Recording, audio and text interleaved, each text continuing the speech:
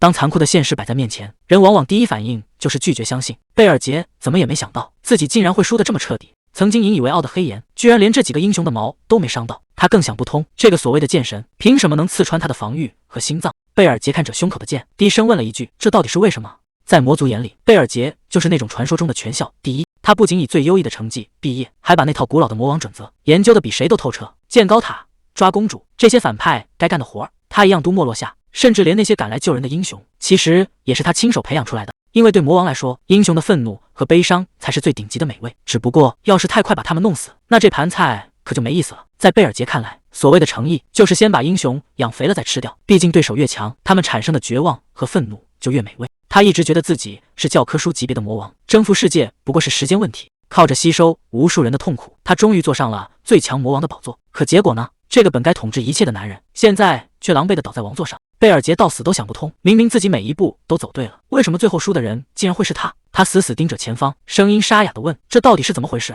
到底凭什么？”看着一脸懵掉的魔王，英雄忍不住笑出了声。他说：“你们这些当魔王的，台词怎么永远都是老掉牙的那几句？这种死到临头的局面，说白了就是你们自找的。明明坏事做尽，最后居然还摆出一副不敢相信的样子。”贝尔杰咬着牙骂了一句，简直是一派胡言。英雄听完笑得更狂妄了，他说：“你们非要绑架什么公主，还故意留下线索引人来救，这不就是等者被杀吗？”他一把揪住贝尔杰的头发，凑到耳边低声嘲讽：“你是脑子进水了吗？要是换做我，我直接就把国王给宰了，只有那样，整个王国才会彻底乱成一锅粥。”贝尔杰听完这番话，心里彻底乱了。他发现，如果真的直接宰了国王，人类确实会为了王位开始内斗，可那样一来，人类的怒火就不会集中在他身上，他也就没法靠吸收愤怒来变强了。这完全不符合他死守的那套魔王准则。就在他愣神的时候，英雄又补了一刀。他说：“魔王不仅没杀他们，反而还派出一堆小怪去村里送经验，这哪是侵略啊？这简直是在手把手教他们怎么升级。甚至连这座恐怖的高塔，在英雄眼里也成了完美的练功房。第一层全是些弱的掉渣的怪物，大家在这里按等级刷怪，轻轻松松就能把技能练满。”英雄笑着说：“真是谢谢你这个大冤种了。”贝尔杰到现在还觉得英雄绝对不能中途死掉，为了能收集到更多的能量，他一直小心翼翼地按准则办事。可他万万没想到，自己视若神明的魔王准则，在英雄眼里就是一个笑话。英雄一剑刺穿了他的身体，语气轻蔑地说：“等这塔里的怪刷腻了，只要把你这个魔王宰掉就行。反正旧的魔王死了，很快就会有新的魔王和高塔出现，这简直就是循环利用。”英雄看着倒在血泊中的贝尔杰，露出了最疯狂的笑容。他说：“这里根本不是什么禁地，而是属于英雄们的完美狩猎场。魔王在他眼里，不过是一个定时刷新的提款机罢了。”这帮英雄居然开始欢呼了，他们围着倒地的魔王大喊大叫，说多亏了贝尔杰，他们这帮人才有机会变得这么强。甚至有人开玩笑说，贝尔杰简直就是他们的教父，是史上最贴心的魔王，给他们提供了这么完美的练功房。贝尔杰听着这些嘲笑，整个人都崩溃了。他怎么也没想到，自己引以为傲的魔王高塔，在人类眼里居然只是个狩猎场。英雄拎着剑走过来，语气里满是不屑。他说：“虽然这次死了很多同伴，但那都无所谓，反正只要能杀掉魔王，他就能彻底出名了。至于贝尔杰，不过是他成名路上的一块垫脚石。”英雄高高举起巨剑，笑着说要送魔王上路。这一剑下去，贝尔杰的命就彻底没了。可就在这生死关头，贝尔杰心里的屈辱感比身上的伤口还要疼。他觉得这简直是个天大的笑话。去他的魔王准则，去他的条条框框，如果守规矩的结果就是被当成提款机，那这规矩还有什么意义？他绝不接受这种死法，更不接受这种羞辱。就在巨剑落下的那一秒，贝尔杰体内的力量彻底炸了，他发疯似的吼了出来：“老子可是魔王啊！真正的恐怖现在才要开始！”这一剑根本躲不开了，伴随着刺眼的剑光，贝尔杰被正面击中，鲜血瞬间洒满了整个地面，他像垃圾一样被甩在地上，连站起来的力气都没了。那帮英雄团的人看都没看他一眼，直接转身离开了大殿，仿佛只是随手清理了一个杂鱼。贝尔杰趴在冰冷的血泊里，死死盯着那些远去的背影，他在心里一字一句的发誓，所有看不起他的家伙，这笔账他一定会亲手讨回来。贝尔杰在心里发狠，这帮家伙一定会付出代价。可英雄根本没察觉到危险，反而已经开始瓜分战利品了。他大声警告同伴，谁也别碰魔王的头，因为他早就盯上了那对魔角，想把他砍下来当成勋章。就在英雄准备动手的时候，贝尔杰身上突然炸开紫色的电光，这股力量极其诡异，仿佛要把周围的一切都吞掉。贝尔杰已经彻底豁出去了，哪怕要烧掉最后一点生命，他也绝不让这帮人活着离开。英雄脸上的笑容瞬间僵住，他看着眼前失控的能量，这股力量彻底炸了，紫色的光芒瞬间吞没了整个大殿。英雄这下终于知道自己踢到了铁板，他发了疯似的大喊，让所有人赶紧逃命。但在这种级别的爆发面前，谁也跑不掉。贝尔杰站在能量中心，看着那些惊恐逃窜的身影，心里突然觉得无比讽刺。原来那个坑死人的魔王准则，从一开始就是错的。如果不是因为那些破规矩，这帮人怎么敢在他面前这么嚣张？既然规矩是错的，那就由他来亲手把这一切全部砸碎。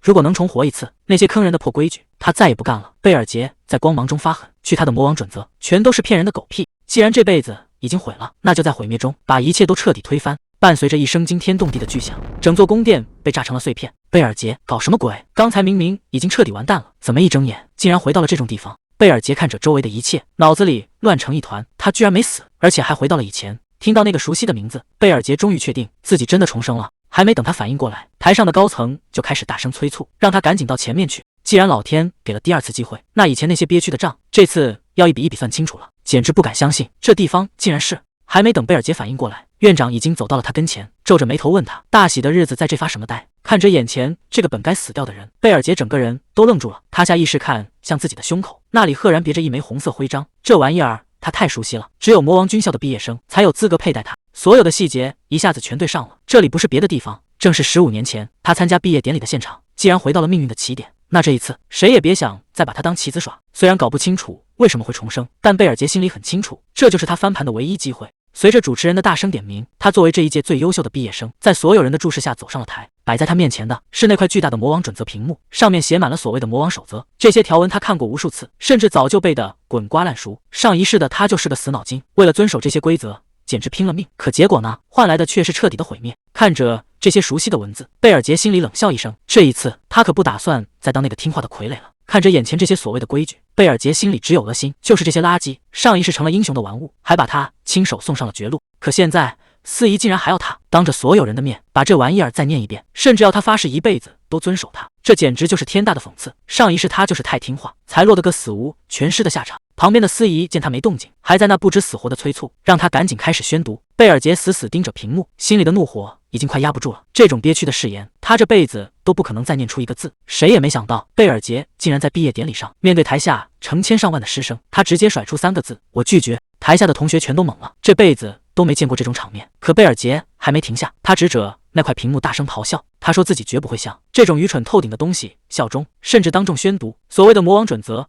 根本就是垃圾。这一嗓子下去，整个会场瞬间死一般的寂静。贝尔杰心里很清楚，从这一刻起，他已经把天给捅破了。贝尔杰的这番话让整个毕业典礼彻底炸开了锅，台下的同学全都听傻了，甚至有人觉得他已经疯了。台上的教官们更是气得不轻，这种公然羞辱魔王准则的行为，在学校历史上还是头一回。这一嗓子算是把所有人都得醉光了。就在这一刻，原本前途无量的贝尔杰直接从神坛跌到了谷底。这就是魔王军校最优秀的毕业生沦为全校倒数第一的瞬间。贝尔杰死盯着前方，他知道自己的前途算是彻底毁了。阿凯恩大公彻底暴怒了，他猛地一拍桌子，指着贝尔杰的鼻子破口大骂，说他竟敢侮辱魔王的威严，这罪名要是坐实了，当场没命都有可能。但这老家伙话锋一转，给了贝尔杰最后一个机会，只要现在收回那句狂言，并且向全魔界公开道歉，这事儿就算翻篇了。可如果贝尔杰敢说个不字，他就会被派往阿瑞恩，那地方可不是闹着玩的。据说那是魔王的坟场，聚多少死多少。这下全场都炸锅了，这哪里是惩罚，这分明是让他去送死。贝尔杰到底会怎么选？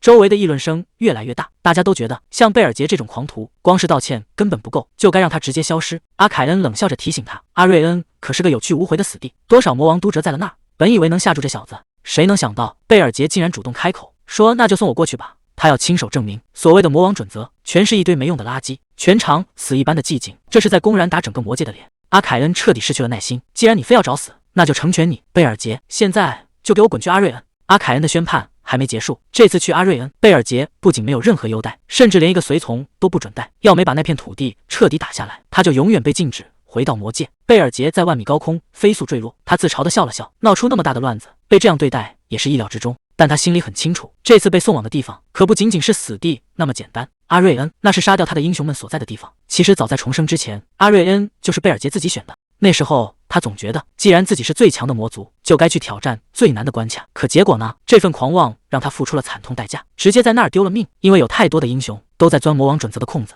随着一声巨响，贝尔杰重重地砸在了北大陆的雪山上。这里是埃尔斯特山脉，也是他曾经折戟沉沙的地方。他缓缓站起身，看着这片熟悉的荒原。这一次，他绝不会再犯同样的错误。那些钻空子的英雄们，好日子到头了。同样的坑，贝尔杰绝不会再踩第二次。既然那些英雄喜欢钻规矩的空子，那这一次就轮到他来制定游戏规则了。他要利用那套所谓的英雄准则，给那些家伙一个大大的惊喜。在魔界的另一边，有人正对着镜子仔细打理自己，刮掉胡茬，扣好每一颗纽扣，动作优雅的像个绅士。他满意的看着镜子里的自己，这位看起来斯文严谨的男人，正是魔王学院的首席毕业生戈登。在魔界有一条铁律，最顶尖的恶魔必须去辅佐最顶尖的魔王。说白了，魔王学院的第一名就是给最强魔王当头号跟班的。这下可把其他优等生嫉妒疯了。第2名和第3名都在感叹，戈登这家伙运气实在太好，竟然能去给大人打下手。戈登表面上斯斯文文，笑着说大家都很优秀。在他眼里，贝尔杰拥有最纯正的龙族血脉，是魔界历史上绝无仅有的顶级大佬。能跟这样的人同一届毕业，简直是几辈子修来的福分。看戈登这副狂热的样子，他可不只是想当个跟班。戈登这会儿已经开始做美梦了，他幻想着只要跟着贝尔杰大人，就能横扫天下，到时候自己的名字也能刻进教科书，跟这位顶级大佬一起名垂青史。他甚至连以后雕像怎么摆都想好了，心里美得不行，觉得这辈子稳了。可就在这时，一个冰冷的声音直接打碎了他的幻想。台上的贝尔杰突然开口，说这一切都错了。全场瞬间死一般的寂静，谁也没想到这位被寄予厚望的最强魔王竟然当众咆哮起来。他指着所有人大喊，现在的魔王标准全都是狗屁。这一下戈登整个人都傻了，他引以为傲的首席身份，还有那套钻研了半辈子的标准，在贝尔杰眼里竟然一文不值。这哪是毕业典礼啊，这简直是世界观崩塌现场。魔界的规矩雷打不动，第1名必须给最强魔王当跟班。可戈登怎么也没想到，自己竟然被发配到了这种鸟不拉屎的雪山。他提着行李站在风雪里，他不明白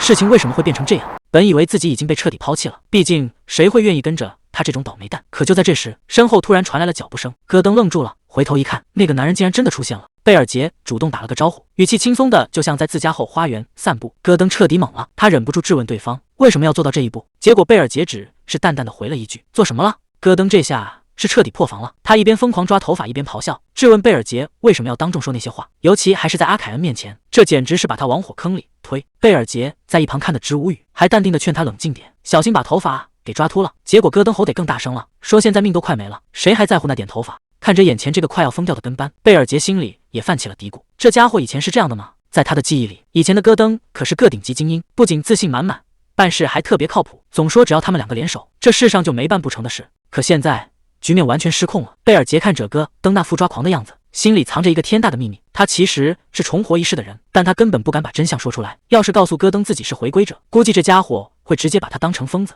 戈登总算缓过劲来了，迅速进入工作状态。既然已经到了这一步，他决定拿出精英跟班的专业素养。按照魔界的教科书规定，魔王建塔是有讲究的，不能藏得太深，环境也不能太恶劣，得让那帮人类英雄能找得着才行。戈登环顾四周，眉头紧锁，这地方到处是悬崖峭壁，还有高阶魔物出没，人类想进来简直是白日做梦。他建议贝尔杰赶紧换个地方，可结果呢？贝尔杰根本没打算听他的，他直接蹲下身子，塔就要建在这里。这下全乱套了，贝尔杰这是打算把所有规则都踩在脚底下啊！想要让这颗塔之种发芽，代价非常残酷，必须用魔王的鲜血来浇灌。戈登在一旁看的眼珠子都快掉出来了，他觉得贝尔杰简直是疯了，不仅公然挑战魔界的传统，甚至连魔王的脸面都不要了。贝尔杰听着这些指责，心里却异常冷静，他太清楚戈登为什么会这么想了，毕竟那些老祖宗留下的规矩早就刻在每个魔族的骨子里，除非像他一样亲身经历过那种比死还难受的绝望，否则谁也没法轻易背叛信仰。贝尔杰猛地握紧拳头，任凭鲜血顺着指缝滴落在雪地上。他盯着戈登，一字一句地告诉他，所谓的魔王标准，在他眼里全是一文不值的垃圾，尤其是在阿瑞恩这个地方，这番话简直是大逆不道。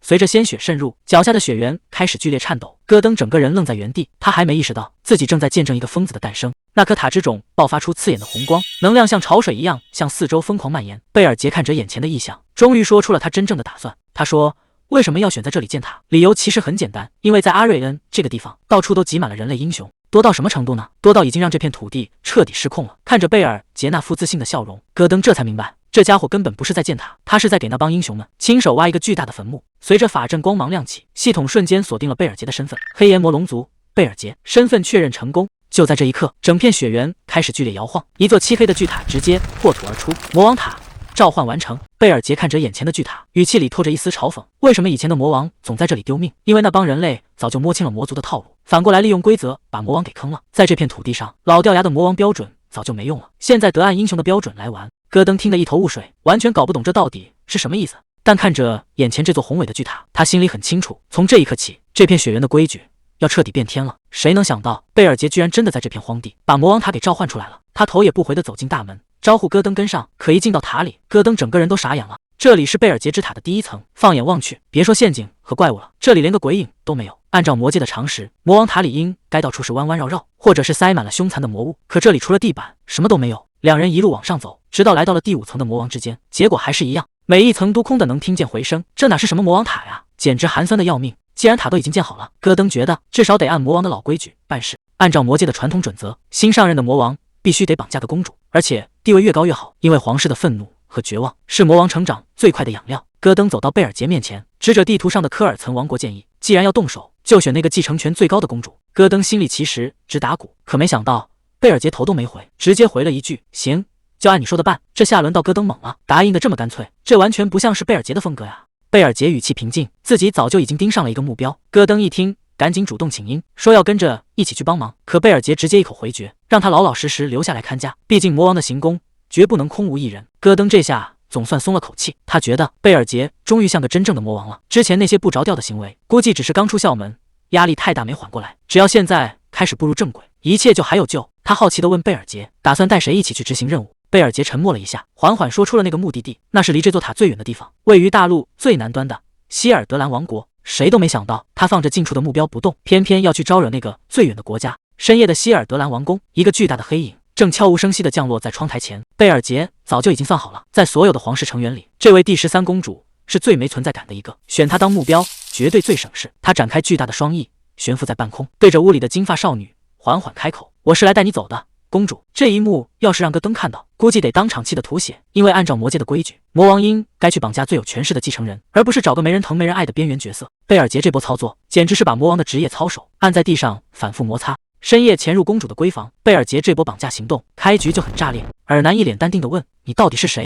贝尔杰直接摊牌：“我是来绑架你的魔王。”结果尔南不但没跑，反而笑着回了一句：“你确定你能搞定我吗？”这下轮到贝尔杰猛了，到底谁才是那个掉进陷阱的猎物？贝尔杰觉得这女人疯了，居然把魔王当成玩笑。他直接放话：“我可是魔王，带走你还不是轻而易举？”结果尔南更绝，直接摊开双手说：“行啊，那我就让你带走。”这下贝尔杰彻底坐不住了，这反应也太冷静了。他怀疑这屋里肯定有埋伏，警告尔南别耍花招。尔南却一脸无辜，说自己从小就预感早晚会有这么一天，毕竟当公主的哪有不被绑架的。局面越来越诡异了，明明是魔王来绑架，怎么感觉像是公主在等他上钩？虽然觉得这公主话里有话，但贝尔杰现在也管不了那么多了，心里总觉得哪里不对劲。尔南倒是挺主动，直接伸手问他：“那我们现在就出发？”就这样，魔王带着这位过分配合的公主，一路飞回了雪山深处的魔王塔。守在门口的戈登赶紧迎上来，庆幸自家老大总算平安回来了。可谁能想到，这趟绑架任务带回来的可能不是人质，而是一个巨大的麻烦。贝尔杰这次居然动了恻隐之心，他告诉戈登，既然这公主这么配合，就别把她关进地牢了，直接送去4楼歇着吧。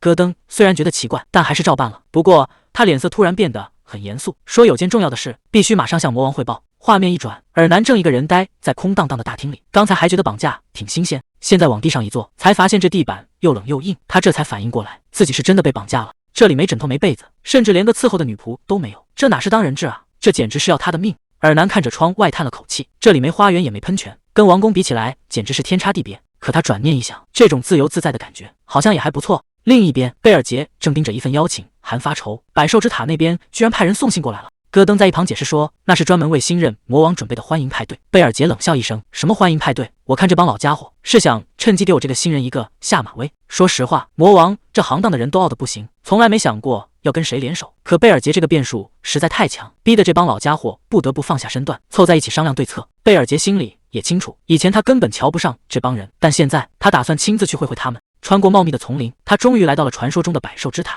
坐在王座上的德拉肯正一边啃着生肉一边冷笑，他在这片地界已经统治了整整70年。这老怪物一开口，整个大厅的气压都变了。看来这次单刀赴会，贝尔杰是遇上硬茬子了。德拉肯一开口就火药味十足，他盯着贝尔杰冷嘲热讽，说这个新任魔王看起来平平无奇，根本没传说中那么厉害。贝尔杰听得心里直犯嘀咕，早知道这老怪物这么难缠，当初就不该过来。他直接把话挑明，问德拉肯是不是想打一架。德拉肯听完笑得更狂了，他说自己只是受人之托，阿凯恩大公早就打过招呼，要在他地盘上给新人一点颜色看看。贝尔杰一听就乐了，原来是那个吵闹的吸血鬼老头在背后搞鬼，这下有意思了。这句话一出，德拉肯彻底炸毛了，他咆哮着质问贝尔杰，竟敢对大公这么不尊重。他随手甩出一块带血的生肉，啪的一声砸在地上，指着贝尔杰的鼻子说，只要你把这玩意儿舔干净，我就原谅你的无礼。这简直是赤裸裸的羞辱，换做别人早就动手了。可贝尔杰却表现得异常冷静，他盯着德拉肯问，你真的不知道我为什么来这吗？德拉肯冷笑着说，不就是因为你坏了魔王的规矩，所以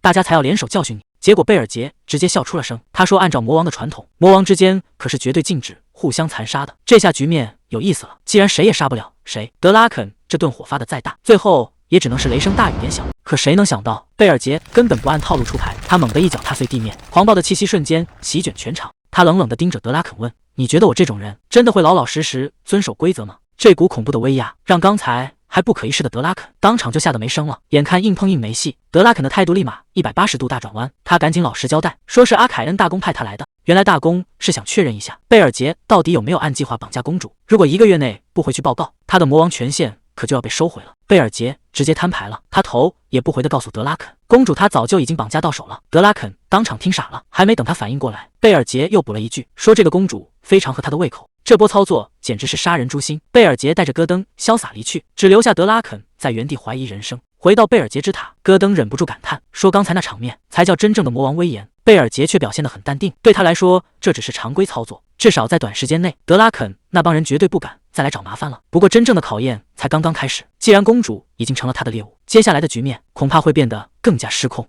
贝尔杰坐在王座上，吩咐戈登去盯着公主，看看那位金枝玉叶现在怎么样了。戈登领命离开后，大殿里只剩下贝尔杰一个人，他在心里盘算着，得想办法让这个公主彻底派上用场。虽然刚才把德拉肯对得没话说，但贝尔杰心里清楚，这下算是彻底把那帮老牌魔王给得罪了，接下来的麻烦恐怕会接踵而至。不过他一点都不后悔，甚至觉得这事儿干得挺爽。他盯着窗外暗暗发狠，就算再给他一次机会，他还是会做出同样的选择。想让他给那帮垃圾低头，那还不如直接杀了他。这波他是铁了心要硬刚到底了。德拉肯在视频里不停地夸奖，说贝尔杰这波操作简直是教科书级别，还问他之前的嚣张是不是在演戏。贝尔杰越听越觉得不对劲，这老狐狸突然这么客气，准没好事。就在这时，戈登连滚带爬的跑了进来，大喊着说第4层出大事了。贝尔杰心里咯噔一下，赶紧跟着冲了过去。可眼前的景象让他彻底傻眼了，原本阴森恐怖的魔王塔，现在竟然变成了鸟语花香的大森林，到处都是飞舞的蝴蝶和盛开的鲜花。这画风突变的也太离谱了。贝尔杰站在原地半天没回过神，这到底是谁在他的地盘上搞装修？系统提示魔王塔正在被强行改造。贝尔杰看着满地的花草和精灵，整个人都愣在了原地。这哪还是什么魔王塔，简直就是个世外桃源。他看着眼前这个玩史莱姆的少女，心里掀起了惊涛骇浪。能在魔王塔里凭空创造生态系统，这手段起码得是大陆顶尖的灵媒师。贝尔杰越想越觉得后脊梁发冷，他明明是去绑架那个废柴第13公主的，可这种级别的神迹绝不是那个小丫头能搞出来的。他死死盯着眼前的少女，你到底是谁？你根本就不是第13公主。少女听完不但没生气，反而笑得更灿烂了。她说贝尔杰果然认错人了，他根本就不是什么耳男。贝尔杰看着眼前的少女，他声音颤抖地问，你到底是谁？少女笑得一脸灿烂，直接大方承认了。她说自己确实叫耳男，自己可是希尔德兰王国的第1公主。这下贝尔杰彻底傻眼了。随着这个消息传回王国，整个希尔德兰彻底炸锅了。希尔德兰王国的国王彻底炸了，他最心爱的第1公主尔南竟然在眼皮子底下被魔王给掳走了。国王在王座上疯狂咆哮，下令立刻召集全国最强的英雄，还有所有的精锐部队。他发誓要亲手砍下魔王的脑袋，把公主平安的接回来。随着国王的一声令下，无数重装骑士整装待发。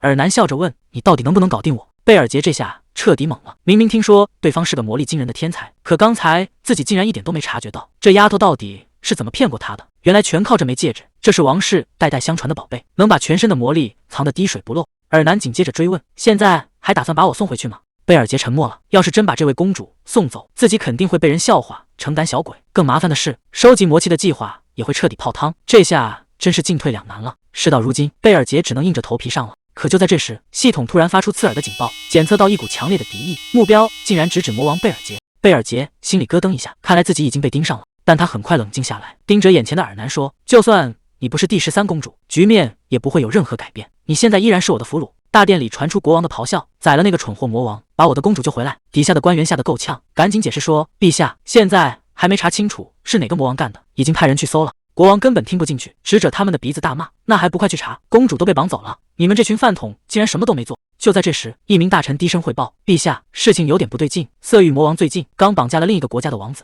戈登推了推眼镜，冷静地分析着局面，色欲魔王刚惹了众怒，被英雄干掉，这时候竟然还有魔王赶来绑架公主，这事儿透着古怪。大殿里的官员们面面相觑，谁也想不通，为什么有人敢在这个节骨眼上顶风作案。国王死死按住王座，咬牙切齿地断定，这绝对是一个不知死活的新人，想拿公主来立威。就在这时，一名士兵急匆匆地冲进大殿，陛下，发现传送阵的痕迹了，对方正一路向北，目标直指埃尔盖斯特山脉。埃尔盖斯特山脉，国王听到这个名字，整个人都愣住了。在那片终年积雪的荒原深处，耸立着一座孤塔，那是魔王贝尔杰的领地。戈登站在贝尔杰身后，有些担心地提醒说，魔王大人，希尔德兰王国的军队马上就到，您一个人应付得了吗？贝尔杰听完，嘴角微微上扬，露出一抹自信的微笑。他淡定地回答：“没关系，希尔德兰王国的军队根本没机会踏进这里。”看着桌上的地图，局面变得非常棘手。埃尔盖斯特山脉在大陆最北端，而希尔德兰王国却在最南边，中间隔着这么多国家，大军想要横跨大陆，人家根本不可能放行。贝尔杰露出一抹坏笑，他早就料到了这一步。国王想救人，就只能去求那些拿钱办事的家伙。国王沉默了很久，最后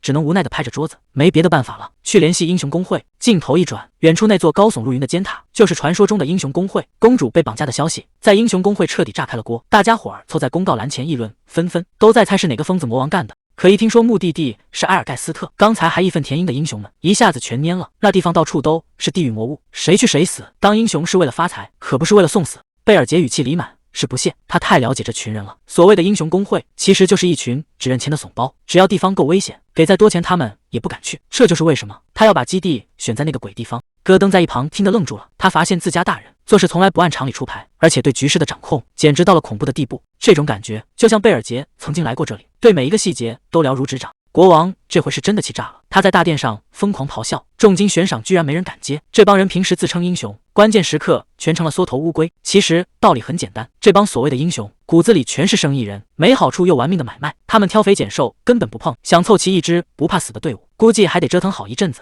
这倒是给贝尔杰留了点时间。此时的贝尔杰正盯着系统面板，上面密密麻麻全是各种资源。虽然对方还没杀过来，但他心里很清楚，现在的局面依然很被动，手头这点魔力顶多召唤几个骷髅兵，真要对付成群结队的英雄大军，这点家底根本就不够看。看来必须得整点大动静了。贝尔杰太清楚那群英雄在怕什么了，那种深入骨髓的恐惧，他比任何人都了解。为了接下来的计划，他转头对戈登下达了一个疯子般的命令：去联系德拉肯，我要把魔力给卖了。戈登听到这话，整个人彻底崩了，他语无伦次的大喊大叫，怀疑自己是不是听错了。那可是魔力，是能让魔族超越极限，甚至能操控魔物和高塔的宝贝。这种无价之宝，大人竟然想拿去换人类的臭钱，这操作简直是在败家。戈登怎么也想不通，自家大人到底在打什么主意。贝尔杰心里很清楚，德拉肯为了得到魔力，绝对愿意大出血掏空家底。既然现有的魔力挡不住英雄，那就换个思路，只要有了人类的钱，很多事情办起来就简单多了。他换上一身黑色斗篷，独自来到了埃尔盖斯特山脉下的要塞。城门口的守卫立马警觉起来，大声呵斥让他站住。毕竟这种鬼地方，谁会一个人跑来送死？守卫盯着这个自称佣兵的家伙，觉得他怎么看怎么可疑，正打算上前搜身，贝尔杰根本没打算废话，直接甩出一袋金币，清脆的撞击声让守卫到嘴边的话全给咽了回去。这下谁还管他到底是谁？钱果然是最好的通行证。贝尔杰顺利混进了城里，但他心里很清楚，一个人在陌生地盘瞎转实在是太扎眼了。当务之急得先找个熟悉这里的带路党。他把目光投向了当地的佣兵团。此时在红鹰佣兵团的总部，佣兵团长正瘫在椅子上喝酒，手下问他什么时候动身，他却一脸享受的摆了摆手。在他看来，这地方简直就是天堂，怪物有士兵去顶着，他们只需要躲在后方白捡便宜。这种神仙日子去哪找？酒馆里正聊得火热，话题全是关于那个新魔王的。团员们一个个忧心忡忡，觉得魔王都把塔建到家门口了。佣兵团长却一脸不屑，他摆摆手说这全是假消息。在他看来，魔王哪有这么蠢的，非要把塔建在英雄够不着的地方。就算有人说魔王绑架了公主，团长也根本不信，谁会跑大半个大陆去抓个女人？这逻辑根本说不通。哪怕听说英雄公会都拒绝了任务，团长还是觉得这全是演戏。他猛地站起身大喊，什么公主？那不过是个金疙瘩，这帮人这么折腾，无非是想把事情闹大，好从上面多捞点钱罢了。他这辈子见过不少骗局，却唯独没见过真正的魔王长什么样。佣兵团长还在那儿做着发财梦，笑得后槽牙都露出来了。他觉得这世上就没什么是钱搞不定的。就在他最得意的时候，耳边突然传来一个冰冷的声音，原来是这么回事。团长整个人直接从椅子上翻了下去，魂儿都快吓飞了。他怎么也没想到，这黑灯瞎火的背后竟然无声无息站了个人。贝尔杰看着这群被吓傻的佣兵，既然这帮人对局势这么了解，那正好，这就是他要找的带路党。留下一个带路的，剩下的全给我滚出去！既然给脸不要脸，那就只能横着出去了。佣兵们还没意识到问题的严重性，一个个挥舞着兵器，叫嚣着要让他死无全尸。可话音刚落，局面就彻底失控了。贝尔杰的身影快得像一道闪电，在人群中穿梭自如。这帮平日里横行霸道的佣兵，连他的衣角都没摸到，就一个个像断了线的风筝，被打得满地找牙。酒馆里惨叫声此起彼伏，刚才还嚣张的气焰瞬间被彻底浇灭。眼看手下全军覆没，佣兵团长终于坐不住了，他发了疯似的举起重兵器，想要做最后的挣扎，但这垂死挣扎在绝对的力量面前根本毫无意义。团长这一重击本以为能翻盘，结果却踢到了铁板。贝尔杰不仅没躲，反而顺势一记重手，直接把团长整个人按进了墙里。这下酒馆里彻底没声了，剩下的佣兵们吓得魂飞魄散，手里虽然拿着弩箭，却连扣动扳机的勇气都没有。刚才还不可一世的团长，现在像只小鸡仔一样被拎着。他从牙缝里挤出几个字：“怪物，你这个怪物。”贝尔杰听完不仅没生气，嘴角反而勾起一抹邪笑。他等的就是这句话。既然被当成了怪物，那接下来的手段可就没那么温柔了。酒馆里的动静闹得满大街都知道了，路人听着里面的惨叫，甚至都有些见怪不怪，还在那儿嘀咕这帮人怎么天天打架。可他们根本不知道里面现在的局面有多惨烈。刚才还嚣张跋扈的佣兵团，现在全成了地上的背景板。贝尔杰站在这一地废墟中，像个从地狱回来的死神。别害怕，只要你乖乖回答问题，我就饶你一命。团长这下是彻底吓破了胆，连声哀求，只要能活命，让他干什么都行。贝尔杰这次的目标非常明确，他要找的地方，普通人连听都不敢听。穿过层层守卫，他终于来到了这个罪恶的奴隶市场。可看着笼子里那些普通货色，贝尔杰显然很不满意。他冷冷地问：“这里难道只有人类奴隶吗？”商人一看这准不好伺候，赶紧凑上来讨好。难道这些都不合您的胃口？贝尔杰没废话，直接甩出一大袋沉甸甸的金币，问他有没有更稀有的货色。一看到金币，商人的眼睛都直了，那副贪婪的嘴脸藏都藏不住，连声答应着带他去见真正的好货。看来这回贝尔杰总算找对地方了。看着商人那副贪婪的嘴脸，贝尔杰心里只有恶恶，手下都被打残了，这家伙居然还能为了钱笑得出来。贪财的人类和贪权的魔族，本质上真是一点区别都没有。戈登在一旁有些纳闷，不明白魔王大人为什么要用人类的钱。贝尔杰语气平淡：“我要买下那些被人类抓走的异界种族，尤其是那种以正直和忠诚闻名的精灵，才是他这次真正的目标。”就在地牢的最深处，一个戴着面罩的绿发精灵正死盯着铁笼外的人，那眼神里的怒火仿佛要把这罪恶的地方彻底烧光。贝尔杰很清楚，这个精灵就是他计划中最重要的那一环。贝尔杰的棋局已经布好了，那个被关在笼子里的精灵就是他安插在英雄身边的定时炸弹，只要这颗棋子落位，所谓的英雄团内部就会彻底乱套。而此时的王宫里，气氛正严肃的不行。英雄西兰在大臣们的注视下，大义凛然的单膝跪地。国王对他寄予厚望，觉得这差事非他莫属。西兰更是当众立下重誓，不仅要救回公主，还要以正义之名砍下魔王的人头。这场面看着确实挺热血，可谁能想到西兰还没出发，就已经掉进了贝尔杰精心设计的陷阱，把这个精灵当成间谍，去迷惑那些所谓的英雄。毕竟在世人眼里，精灵族可是出了名的单纯。贝尔杰看中了笼子里的格拉纳达，但他不仅要带走人，还要让奴隶贩子自己掏钱买单。面对这种不讲理的要求，谁敢说半个不字？这下奴隶贩子只能自认倒霉，乖乖把钱交出来。贝尔杰要求单独留下，哪怕对方提醒这精灵会发狂，他也完全不在乎。反正出了任何意外，都有人替他垫背。真正的计划现在才要开始。奴隶贩子虽然心里100个不乐意，但也只能骂骂咧咧的离开。现在这里只剩下他们2个了。曾经高不可攀的精灵，如今却沦落成这副惨样。贝尔杰随手一挥，直接震碎了格拉纳达身上的枷锁。格拉纳达立刻察觉到了不对劲，这种压抑又强大的气息，绝对不是普通人能有的。他死盯着眼前的男人问：“你一个魔族，找我这种废人能有什么事？”贝尔杰语气平静，却抛出了一个无法拒绝的诱惑。他要给格拉纳达一个机会，一个向人类彻底复仇的机会。条件确实诱人，但格拉纳达根本不买账。在他眼里，魔族和人类一样都信不过。贝尔杰却表现得很淡定，他直接开出了价码，只要效忠他50年，就能换回绝对的安全和自由。50年的时间，对长寿的精灵来说根本不算什么，总好过在这里被人类当成玩物一样羞辱。但这笔买卖没那么简单。格拉纳达愤怒地质问：“魔族一直想毁掉精灵守护的世界树，这可是灭族之仇，这种刻在骨子里的恨意，乃是几句话就能抹平的。”局面再次陷入了僵局。格拉纳达一针见血，魔族竟然要找精灵帮忙，这是怎么听怎么离谱。贝尔杰也承认，这话确实戳到了他的痛处。既然不信任，那就用最狠的方式来解决。贝尔杰直接赌上了魔王的荣誉，当众立下重誓，绝对不会动世界树一根汗毛。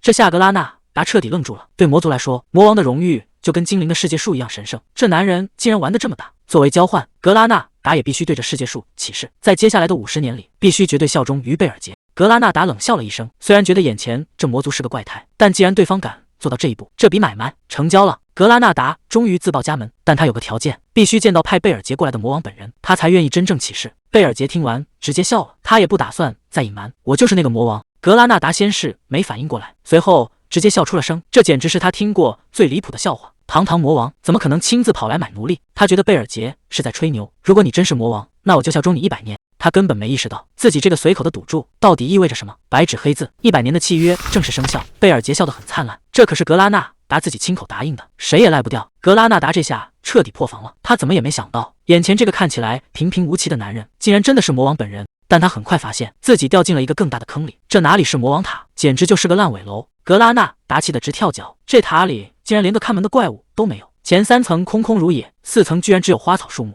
他忍不住大喊，这绝对是赤裸裸的诈骗，哪有魔王塔寒酸成这样的？这下麻烦大了。格拉纳达当场就要撂挑子，他觉得这破塔根本撑不过1年，迟早会被英雄撕成碎片。在这种地方打工，简直就是自寻死路。贝尔杰根本没打算跟他废话，只是冷冷地提醒了一句：“别忘了，你可是签了卖身契的。”紧接着，一股恐怖的魔力瞬间炸开，格拉纳达整个人都僵住了。这种令人窒息的威压，绝对不是在开玩笑。他这才猛然想起，这一路上虽然环境恶劣，但那些灾难级的怪物竟然连个屁都不敢放。原来那些怪物不是在怕他，而是在恐惧这个坐在王座上的男人。格拉纳达这回是彻底认栽了，他以世界树的名义起誓，接下来的这100年，他这条命就交给贝尔杰了。他心里其实还挺美，觉得既然魔王亲自出马请他，那肯定是要委以重任，带他去执行什么毁灭世界的秘密计划。结果贝尔杰头都没抬，直接甩过来一个任务：行了，别废话，先去给我做顿饭。格拉纳达当场就石化了，他满脑子的宏图大志瞬间碎了一地。谁能想到，堂堂精灵族的高手，入职第1天竟然是去厨房切菜，这下复仇大计还没开始，就先变成厨子了。这魔王塔的日子，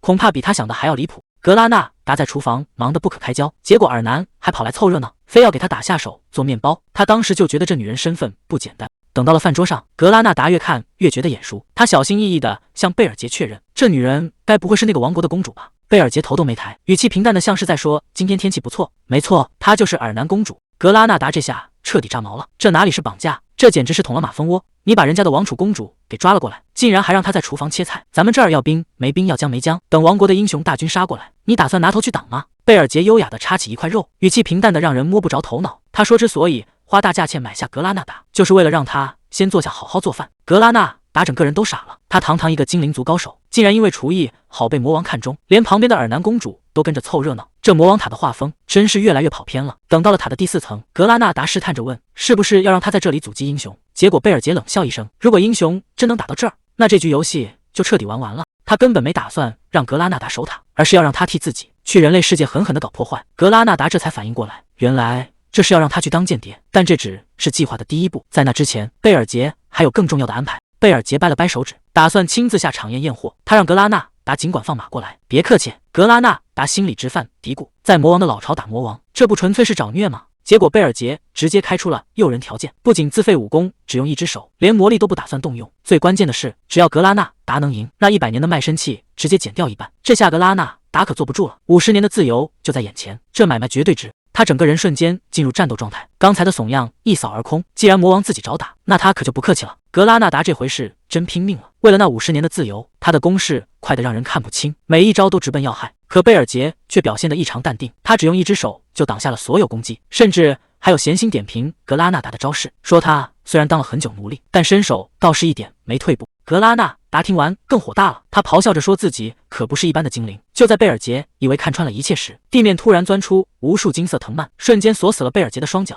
格拉纳达冷笑着说，要怪就怪贝尔杰选错了地方，在这片草地上，他才是真正的主宰。这下局面突然反转，贝尔杰被困在原地动弹不得。难道格拉纳达真的能赢下这场赌局吗？格拉纳达觉得这波稳了，他大喊着对方全是破绽，要把那50年的自由彻底赢回来。这一拳几乎赌上了他的全部。可贝尔杰脸上的笑意却越来越浓，他轻声说了句这样就够了。紧接着，一股恐怖的威压瞬间笼罩全场，仿佛在提醒格拉纳达，他面对的到底是什么怪物。贝尔杰的身影在黑暗中扭曲，他冷笑着说自己会控制好力道，保证不会直接把格拉纳达弄死，但这语气听起来简直比死神还要可怕。格拉纳达这下彻底慌了，可现在想收手已经太迟了，魔王的利爪已经到了跟前。画面一转，来到了红鹰佣兵团的总部，本以为会有一场恶战，结果团长一见到贝尔杰，态度简直是180度大转弯，那叫一个卑躬屈膝。贝尔杰也没废话，直接开口要包下他们整整1年。团长一听大客户上门，嘴都要笑歪了，赶紧打听预算有多少。背景里的团员们都看傻了，自家老大竟然对这个把他们打得半死的人这么客气，甚至都有人想辞职不干了。可就在这时，贝尔杰随手甩出一大袋金币，淡淡的说这是定金。看着那金灿灿的光芒，全场瞬间鸦雀无声。这下谁还管什么尊严？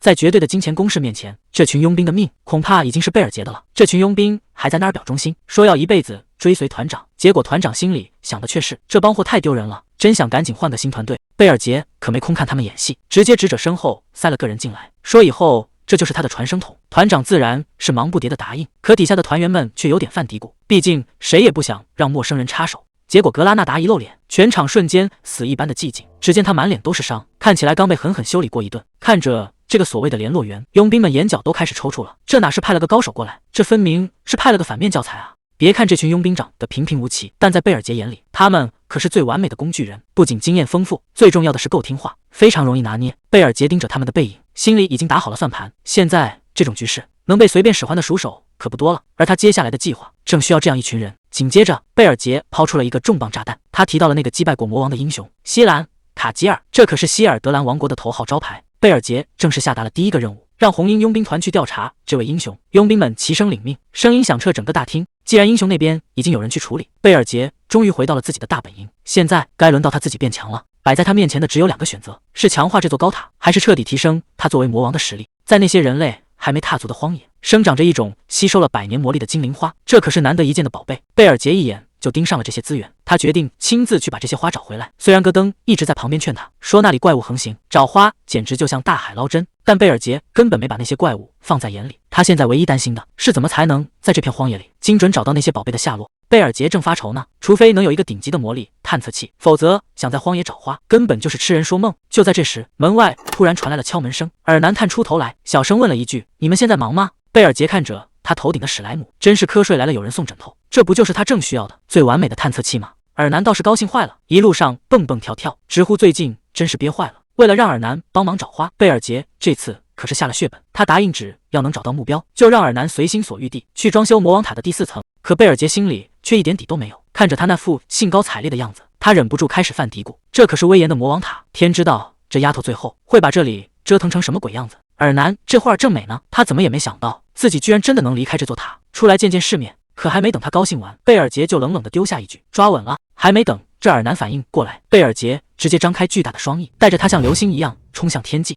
这速度快得简直要命。尔南连求饶的话都没说完，整个人就已经在半空中被风吹得彻底没了声音。看着脚下翻腾的云海，尔南彻底看呆了。被绑架的那天晚上到处黑漆漆的，他根本没有意识到外面的世界竟然这么大。这种自由的感觉是他以前想都不敢想的。在他的记忆里，每天除了枯燥的魔法训练，就是没完没了的学习。可谁能想到，这次被魔王带走，反而让他第一次看清了这个世界真正的样子。那时候他甚至觉得自己这辈子也就这样了，会像个精致的木偶一样，在那座冰冷的宫殿里直到老死。这丫头胆子是越来越大了，飞在半空中还不忘显摆，说自己是第一个飞过这片大山的人，甚至还想让魔王直接叫他的名字，觉得以后要相处很久，没必要搞得那么生分。可他显然低估了贝尔杰的脾气。贝尔杰沉默了片刻，直接一把将他拎到了半空，冷冰冰地问他是不是忘了自己是谁，需不需要送他去地牢清醒一下。这下麻烦了，刚才还兴高采烈的公主瞬间就彻底老实了，只能乖乖听从命令，开始用精灵去搜寻那朵花的下落。看着精灵飞远的身影，尔南还在那儿担心的嘱咐一定要平安回来。贝尔杰倒是很冷静，他觉得这荒郊野岭的精灵估计也没那么快能找到目标，但总归比他自己瞎找要强。可谁能想到打脸来的这么快，他这念头还没转完呢，尔南就兴奋地叫出了声：“找到了！”就在不远处的雪地里，那朵传说中的精灵花正散发着幽幽的蓝光。本以为找到了宝贝，结果走近一看才发现，已经有人捷足先登了。一群长相凶狠的魔物正死守着那朵精灵花。贝尔杰倒是没急着动手，他亮出身份，想靠着魔王的威严，让这群魔族的后代知难而退，让他们放下东西，赶紧滚蛋。可他显然想得太简单了，这群怪物根本不吃这一套，在他们眼里，什么魔王的命令，什么血统的荣耀，全都是废话。局面瞬间反转，这群怪物不仅拒绝离开，甚至还想让贝尔杰死在这。看来这一仗是彻底躲不掉了。贝尔杰突然冷笑起来，他说：“戈登果然没看错，指望这群野兽能听懂人话，简直是浪费时间。既然讲道理行不通，那就只能用魔界的方式来解决。”他手上燃起紫色的火焰，打算直接把这群畜生全部烧成灰。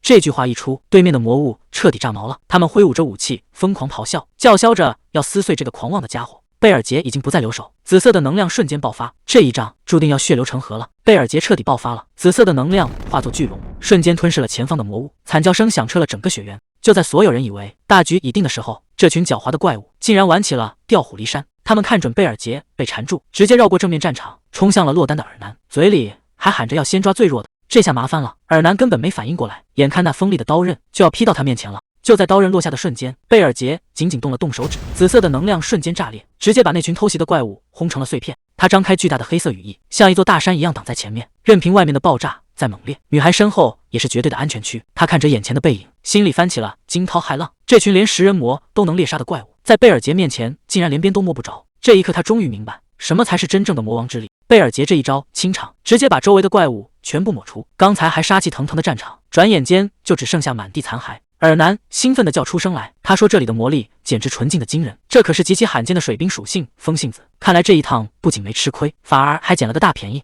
但这朵花出现在这种地方，事情恐怕没那么简单。贝尔杰嘴上说着别打这朵花的主意，可看到尔南那副委屈样，还是忍不住给他画了个大饼，说只要能再找到，就送他一朵。这下尔南可来劲了，满雪地乱窜，想碰碰运气。贝尔杰在一旁看得直摇头，心想人类果然是给点甜头就能立马打起精神的生物。可惜直到他累得精疲力竭，也没能再见到第二朵花的影子。两人只能先动身前往目的地，那座矗立在风雪中的贝尔杰之塔。但谁也没想到，此时在塔顶的房间里，贝尔杰正把玩着同样的灵花，嘴里还念叨着公主的名字。看来这根本不是什么巧合，而是一个专门为他精心布置的陷阱。贝尔杰看着熟睡的公主，心里已经打好了算盘，这女孩的利用价值恐怕比他预想的还要大。与此同时，贝尔杰也收到了紧急情报，格拉纳达那边的动作比想象中快，西兰已经带人出发了，整整32名英雄浩浩荡荡地离开了首都。但奇怪的是，他们并没有直奔魔王城而来，这群人打算走最稳健的套路，先组队去帮村民解决麻烦，想通过这种刷任务的方式，在旅途中一点点变强。看来这群英雄并不好对付，他们是在为最后的决战积蓄足以致命的力量。戈登辛辛苦苦熬夜，准备了好几套阻击方案，结果贝尔杰看都没看，反手就把这些计划全扔进了垃圾桶。这下戈登彻底懵了，贝尔杰接下来的话更让人摸不着头脑。他说这次不仅不派怪物，甚至连一点干扰都不打算给。在贝尔杰看来，这种半吊子的阻挠纯粹是在给英雄送经验，只会让他们升级升得更快。他直接给格拉纳达传话，与其在外面搞小动作，不如派佣兵混进英雄的队伍，先帮他们解决麻烦，彻底赢取那群人的信任。戈登虽然佩服贝尔杰，但他心里还是直打鼓，觉得光靠现在的防御力量根本挡不住那群来势汹汹的英雄。贝尔杰倒是淡定得很，随口说了一句他打算找个矮人来加固魔王塔。这话一出，戈登整个人都快崩溃了。现在塔里已经有了人类和精灵，要是再弄个矮人进来，魔王城岂不是成了大杂烩？他觉得要是让外人知道堂堂魔王居然要靠矮人帮忙，那魔族的脸可就丢尽了，非要变成全天下的笑柄不可。眼看戈登在那儿没完没了，贝尔杰周身突然爆发出恐怖的能量，一个眼神扫过去，刚才还大喊大叫的戈登瞬间就老实了。贝尔杰解释说，他看中的可不是矮人那点战斗力，而是他们手里那些威力巨大的魔法装备。他让戈登换个角度想想，那些英雄早就习惯了魔王的旧套路，以为推开第一层的大门，顶多就是几个小怪在守关，可如果迎接他们的不是什么弱小的怪物，而是几十门蓄势待发的大炮呢？这画面光是想想就够刺激的。戈登听得整个人都傻了，这种降维打击，英雄们就算想破脑袋也防不住。但他转念一想，这打法也太不讲武德了，完全破坏了魔王界的职业操守。可还没等他吐槽完，贝尔杰早就已经走远了。一听贝尔杰要找矮人，戈登当场就急眼了，他抓着头发大喊，难道又要去搞绑架吗？毕竟自家这位魔王向来是不按套路出牌，想要什么人才从来都是直接动手去抢。镜头一转，来到了地底深处的矮人城市，这里到处都是敲打金属的声音，气氛显得格外忙碌。此时的一位矮人铁匠正满头大汗的在炉火旁忙活，他手里的锤子就没停过，正一门心思的打造装备。可怜这位大叔还不知道自己已经被魔王给盯上了。这位看起来不太好惹的大叔，就是矮人族里最顶尖的铁匠罗杰。他在锻造界的地位那绝对是天花板级别的，多少人求他打件兵器都得排队。这里就是矮人之城沃尔夫纳，上辈子贝尔杰跟矮人打过无数次，但这还是他第一次亲手推开这座城的大门。他随便找了家酒馆坐下，直接甩出一把金币。贝尔杰很清楚，想跟这帮贪财的矮人打听消息，钱永远比拳头好使。酒保收了钱，立马指出了最强铁匠的位置，就在内城那个巨大的深坑里。贝尔杰没有浪费时间，直接踏上了通往地底的电梯。但这地方的安保可比想象中要麻烦得多，这种高度，贝尔杰连电梯都懒得等，直接纵身一跃，直奔这座城市的最底层。顺着酒保给的指引，他穿过幽暗的长廊，耳边的打铁声越来越响，震得整个地底都在晃动。就在这间最深处的密室里，贝尔杰终于见到了那个男人，全城最顶尖的铁匠罗杰·弗里德里。这阵仗看来这趟是找对人了。看着眼前这神乎其技的锻造术，贝尔杰心里已经有了底，这绝对是传说中才有的手艺。他甚至动了歪心思，要是能悄悄把这老头绑走，以后想要什么神兵利器没有。可还没等他动手，局面瞬间失控，一团烈火直接扑面而来。贝尔杰怎么也没想到自己藏得这么深，竟然还是被这矮人发现了。更离谱的是，这老头挥动铁锤的力量根本不像个普通的铁匠，这下麻烦大了。面对这势如破竹的一锤，贝尔杰竟然只用一只手就稳稳地接了下来。罗杰一边加力一边叫嚣，说自己是拥有英雄之力的匠人，既然魔族敢闯进矮人城，今天就别想活着走出去。听完这番话，贝尔杰忍不住笑出了声，就这点本事也敢在他面前谈实力？他缓缓抬起头，语气冰冷到了极点，我可不是什么普通的魔族，站在你面前的是真正的魔王。刚才还气势汹汹的罗杰，这下彻底瘫在了地上，连手里的铁锤都拿不稳了。矮人城这下彻底乱套了，士兵们冲进攻房，发现罗杰大人竟然凭空消失，全城立刻进入了戒严状态。可谁能想到，贝尔杰根本就没跑远，他正把罗杰按在不远处的暗角，只要这老头敢出声，命就保不住了。罗杰还以为他是冲着公主来的，结果贝尔杰压根没兴趣，他早就听说矮人铁匠会给自己留一条逃生暗道。贝尔杰冷冷地盯着他，只说了一句话：带路吧。看来这位魔王大人的计划远比所有人想象的都要深。罗杰现在肠子都悔青了，他隐姓埋名这么多年，就是为了躲开这些难缠的魔王，结果怕什么来什么，这辈子算是彻底栽了。贝尔杰看穿了他的胆小怕事，故意抛出一个诱饵，说只要带路抓走公主，就大发慈悲放他一条生路。还没等罗杰松口气，贝尔杰接下来的话让他瞬间掉进了冰窟窿。如果全城都知道是你这个英雄亲手卖了公主，你猜大家会怎么看你？这一招杀人诛心，直接戳中了罗杰的死穴。要是背上卖主求荣的骂名，他这辈子都别想抬头做人。罗杰气得破口大骂，眼前的男人简直不是人。可面对这种卑鄙的威胁，他根本没有拒绝的余地。贝尔杰给出了最后的选择，要么卖掉公主，要么就跟着他走。为了让这老头彻底死心，贝尔杰甚至以魔王的信誉起誓，只要乖乖配合，就绝对保证他的安全。罗杰心里很清楚，魔王虽然狠毒，但对这种誓言看得比命还重。既然对方都把话说到这份上了，那这就不叫背叛，这叫识时务者为俊杰。刚才还宁死不屈的罗杰，态度瞬间来了个大转弯，他一脸谄媚地凑到跟前，主动提出要带魔王大人去暗道。这变脸的速度，连贝尔杰都觉得有点恶心。不过目的总算是达到了。此时的矮人宫房里只剩下一片死寂，谁也没想到，这位曾经的英雄竟然就这么成了魔王的带路党。矮人王国的路易斯公主看着地上的断剑，整个人都懵了。明明刚才还在帮他打造武器，怎么一眨眼的功夫，罗杰就不见了？旁边的士兵小声提醒说，罗杰大人可能被绑架了。这句话直接点燃了火药桶。路易斯根本不信，堂堂英雄怎么可能随随便便被抓走？路易斯彻底暴怒了，他根本听不进任何借口，直接下达了死命令，不管用什么办法，必须把那个该死的绑架犯给我带到面前来。看着公主这副要吃人的样子，谁都知道那个带走罗杰的倒霉蛋，这下死期到了。罗杰在前面卖力的爬着，贝尔杰跟在后面，脸黑得像锅底一样。他实在受不了，一直盯着这辣眼睛的背影看。罗杰只能一边陪笑，一边催促说马上就到。好不容易钻出了暗道，眼前出现了一座宏伟的宫殿。罗杰觉得任务已经完成，拍拍屁股就想开溜，还特意强调路已经带到了，剩下的事跟他没关系。可贝尔杰哪能这么轻易放人？他冷笑着拦住去路。罗杰这下彻底慌了，赶紧搬出之前的誓言，提醒魔王要讲信誉，说好带完路就放人。结果贝尔杰一句话让罗杰彻底绝望了，所谓的魔王招牌在他眼里根本一文不值。看着贝尔杰那副邪恶的嘴脸，罗杰彻底崩溃了。这哪是什么魔王，简直就是个不讲道理的疯子。眼看对方步步逼近，罗杰为了保住小命，把尊严彻底扔到了地上。他疯狂推销自己的打铁手艺，甚至主动提出要当间谍，帮魔王去偷矮人城的情报。贝尔杰看着这个所谓的英雄竟然能卑微到这种程度，觉得很有意思，于是大发慈悲，决定暂时饶他一命。罗杰一边疯狂磕头谢恩，一边高喊着魔王万岁，那副谄媚的样子，任谁看了都觉得他是真心投靠。可谁能想到，这老头心里早就打好了算盘，只要能活着离开这，他第一件事就是去叫救兵，把这个蠢货魔王彻底解决掉。罗杰心里还在疯狂大笑，觉得自己这波演技拉满，不仅骗过了魔王，马上还能重获自由。可等他睁开眼，整个人直接僵在了原地。这里根本不是什么逃生出口，而是魔王塔的第4层，周围全是散发着危险气息的魔族。戈登都看傻了，自家老大出门一趟，怎么带回来个矮人英雄？这画风完全不对劲啊！还没等罗杰反应过来，尔南又凑过来，一脸期待地问他，是不是专门赶来救人的英雄？罗杰这下彻底崩了，他壮着胆子质问贝尔杰，明明说好要放人，怎么转头就把他带回了老巢？结果贝尔杰头都没回，我只说让你活命，可没说要放你走。罗杰还在纳闷自己到底是怎么被带到这儿的，结果贝尔杰一句话让他彻底死心了。原来他直接被一拳撂倒，像个麻袋一样被扛了回来。罗杰愣了半天，突然开始疯狂大笑，笑声越来越大，听得人心里发毛。贝尔杰看着他这副样子，还以为这老头是乐疯了，甚至调侃着问他，当自己的小弟难道真的有这么兴奋吗？罗杰一边笑得停不下来，一边咬着牙回答，是啊，当然开心了，这波强行圆场简直比哭还难看。罗杰咬着牙强撑，说自己能当魔王的小弟，简直开心的不得了。贝尔杰听完非常满意，觉得这老头觉悟挺高，当场就要给他拍个活儿。罗杰心里咯噔一下，还没等他反应过来，贝尔杰就露出了疯狂的笑容。他要罗杰在魔王塔的第1层把这些大炮全部架好，只要那些所谓的英雄敢露面，就直接火力全开，把他们统统轰成碎片。现在外面全在转，新任魔王贝尔杰会玩黑火，吓得那些所谓的英雄赶紧换了一身防火装备，甚至还有人觉得魔王迟迟不肯派兵，是因为他害怕了。西兰听完冷笑一声，看来这帮人的杀气还挺重，不过他们注定什么都得不到，不管是名声还是财富，只要没仗可打，这帮英雄很快就会失去兴致，再也别想变强了。这是一场跟时间的赛跑，西兰下达了死命令，必须时刻盯着那帮人的动向。不得不说，这位新魔王真的太懂人心了，他不派一兵一卒，就是要从根源上废掉这帮英雄的成长空间。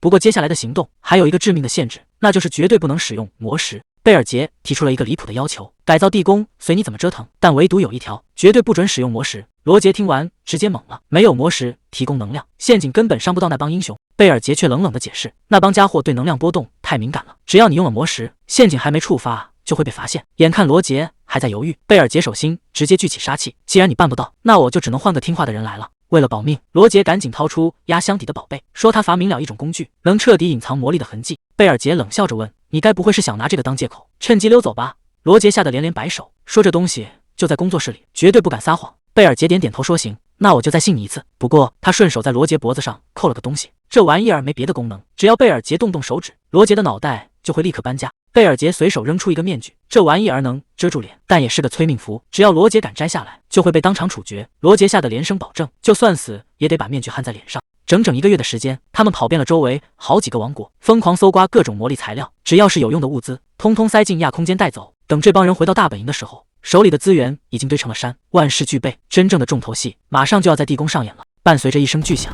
路易斯公主的耐心彻底耗尽了。整整1个半月，派出去那么多人，竟然连个影子都没摸着。她指着卫兵的鼻子，破口大骂，问这帮人到底是有多无能，到底还要让他等多久？卫兵战战兢兢地解释说，地下的隧道实在太多了，他们正在挨个排查，但对方恐怕早就已经逃走了。这话一出，路易斯气得差点当场炸毛。废话，人家又不傻，这明摆着就是一场绑架。路易斯下了最后通牒，再给这帮废物2周时间，如果到时候还见不到人，所有人都要提头来见。卫兵吓得魂飞魄散，只能拼命保证一定把人带回来。等所有人都散去，他独自看着地上那把断剑，那是罗杰失踪前专门为他打造的武器。看着这块残铁，他心里的愤怒瞬间变成了担忧。罗杰，你可千万要活着回来！路易斯死死攥着那把断剑，语气里满是疯狂。在把他的武器打完之前，罗杰绝对不能死。就在他准备离开的时候，突然察觉到身后有动静，一个戴着奇怪面具的矮人正躲在暗处偷偷观察。路易斯愣住了，那个位置明明是罗杰亲手挖的秘密隧道，除了他自己，根本没人知道这个地方。看着眼前这个鬼鬼祟祟的怪人，一个大胆的想法冒了出来，难道说你就是罗杰？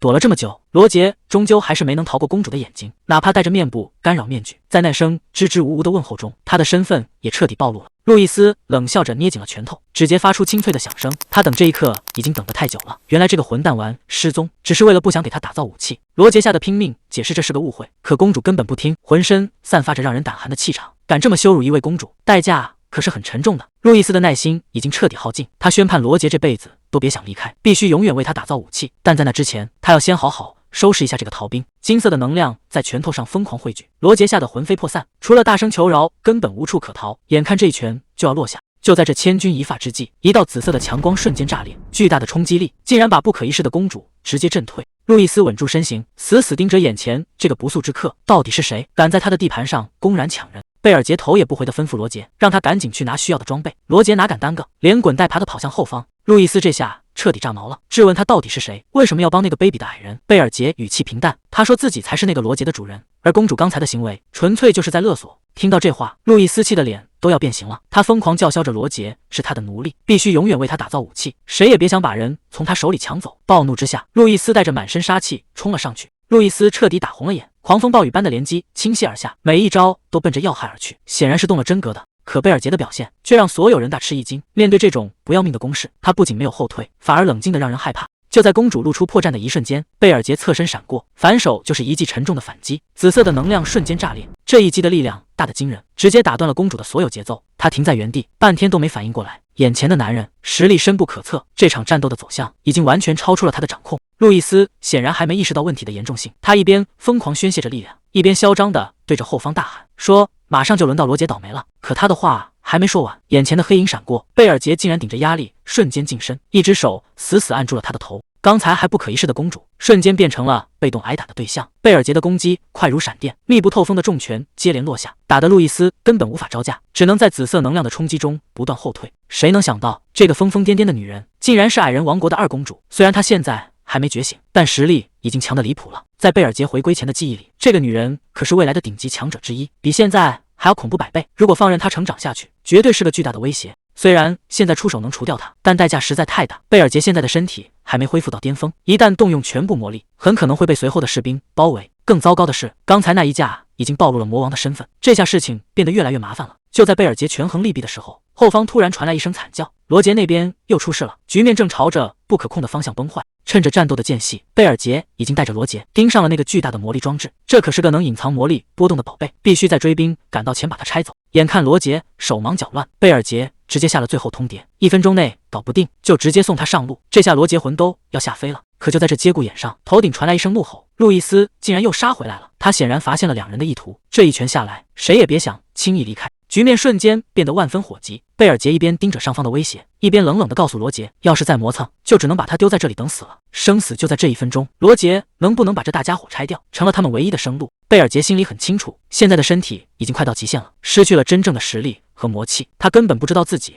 还能撑多久。可对面的公主已经彻底疯了，她浑身缠绕着狂暴的闪电，发誓要让贝尔杰死在这里，甚至还对着远处的罗杰咆哮，说要打断他的腿，让他这辈子都别想逃跑。这种残忍的话语让贝尔杰忍不住冷笑出声。他看着眼前这个暴虐的女人，嘲讽说她现在的样子听起来可比魔王要像样多了。贝尔杰直接摊牌了，他冷冷地告诉公主，别再做无谓的挣扎，今天不仅是罗杰，连这里的顶级设备他也要全部带走。就在这时，后方传来罗杰兴奋的喊声，那个复杂的魔力装置终于被拆掉了，撤退的最后一块拼图已经到手。眼看自家的宝贝被当面偷走，路易斯彻底炸毛了，他疯狂地咆哮着，攻击变得毫无章法，恨不得把这2个小偷当场撕碎。可愤怒往往会让人变蠢，就在他全力爆发的一瞬间，贝尔杰敏锐地捕捉到了那个致命的破绽，等的就是这一刻。贝尔杰化作一道黑影瞬间切入，这一击将彻底终结这场混乱的缠斗。谁也没想到，贝尔杰刚才那气势汹汹的一击，竟然只是个虚晃一枪的幌子。他大声喝退罗杰，瞬间开启了亚空间口袋。路易斯还以为自己挡住了攻击，正得意地咆哮着，可等烟尘散去，他整个人都傻眼了。原本摆放巨大装置的地方，现在竟然变得空空如也。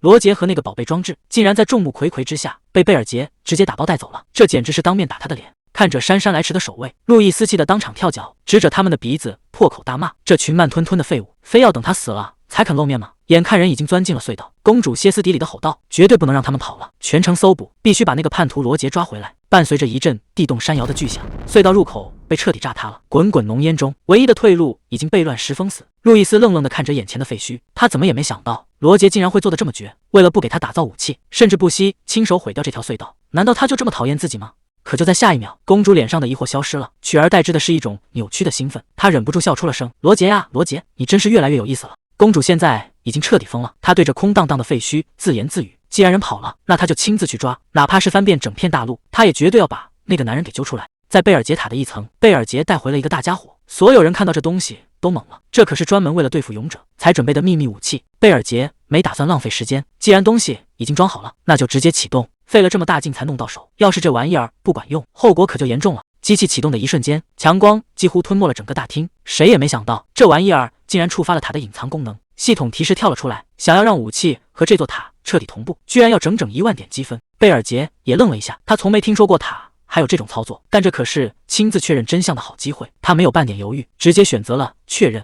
看着瞬间见底的点数，这孤注一掷的代价到底值不值？系统提示突然刷屏，这台机器不仅认了主，甚至连能量属性都变了，直接从普通魔力转化成了魔气。贝尔杰转头看向罗杰，可这位开发者比谁都猛，他发誓这绝对不是自己干的，这种融合完全超出了他的认知，连创造者都搞不清楚状况。贝尔杰决定亲自试试，他让尔南随便放个魔法看看。谁能想到，这随手一试，竟然爆发出毁天灭地的威力！看着被炸得稀碎的现场，戈登彻底崩溃了。这刚打扫完的塔又要重新装修了，塔里已经闹翻了天。可站在塔外的贝尔杰却发现事情有点诡异。按理说这么大的动静，外面不可能一点察觉都没有。可现在他不仅看不见塔里的情况，甚至连一点活人的气息都感觉不到，这地方就像从世界上消失了一样。贝尔杰这才反应过来，这就是塔和武器同步后的真正威力，它变成了一个绝对封闭的领域。如果在这个状态下强行去操控这座塔，又会发生什么？他伸手试探了一下，结果反馈回来的信息让他彻底变了脸色。就在贝尔杰出手的瞬间，整座巨塔竟然凭空消失了，雪地上只剩下一片荒芜，连个影子都没留下。他试着再次挥手，那座庞然大物又唰的一下重新出现在眼前。原来只要他想，这地方随时都能隐形。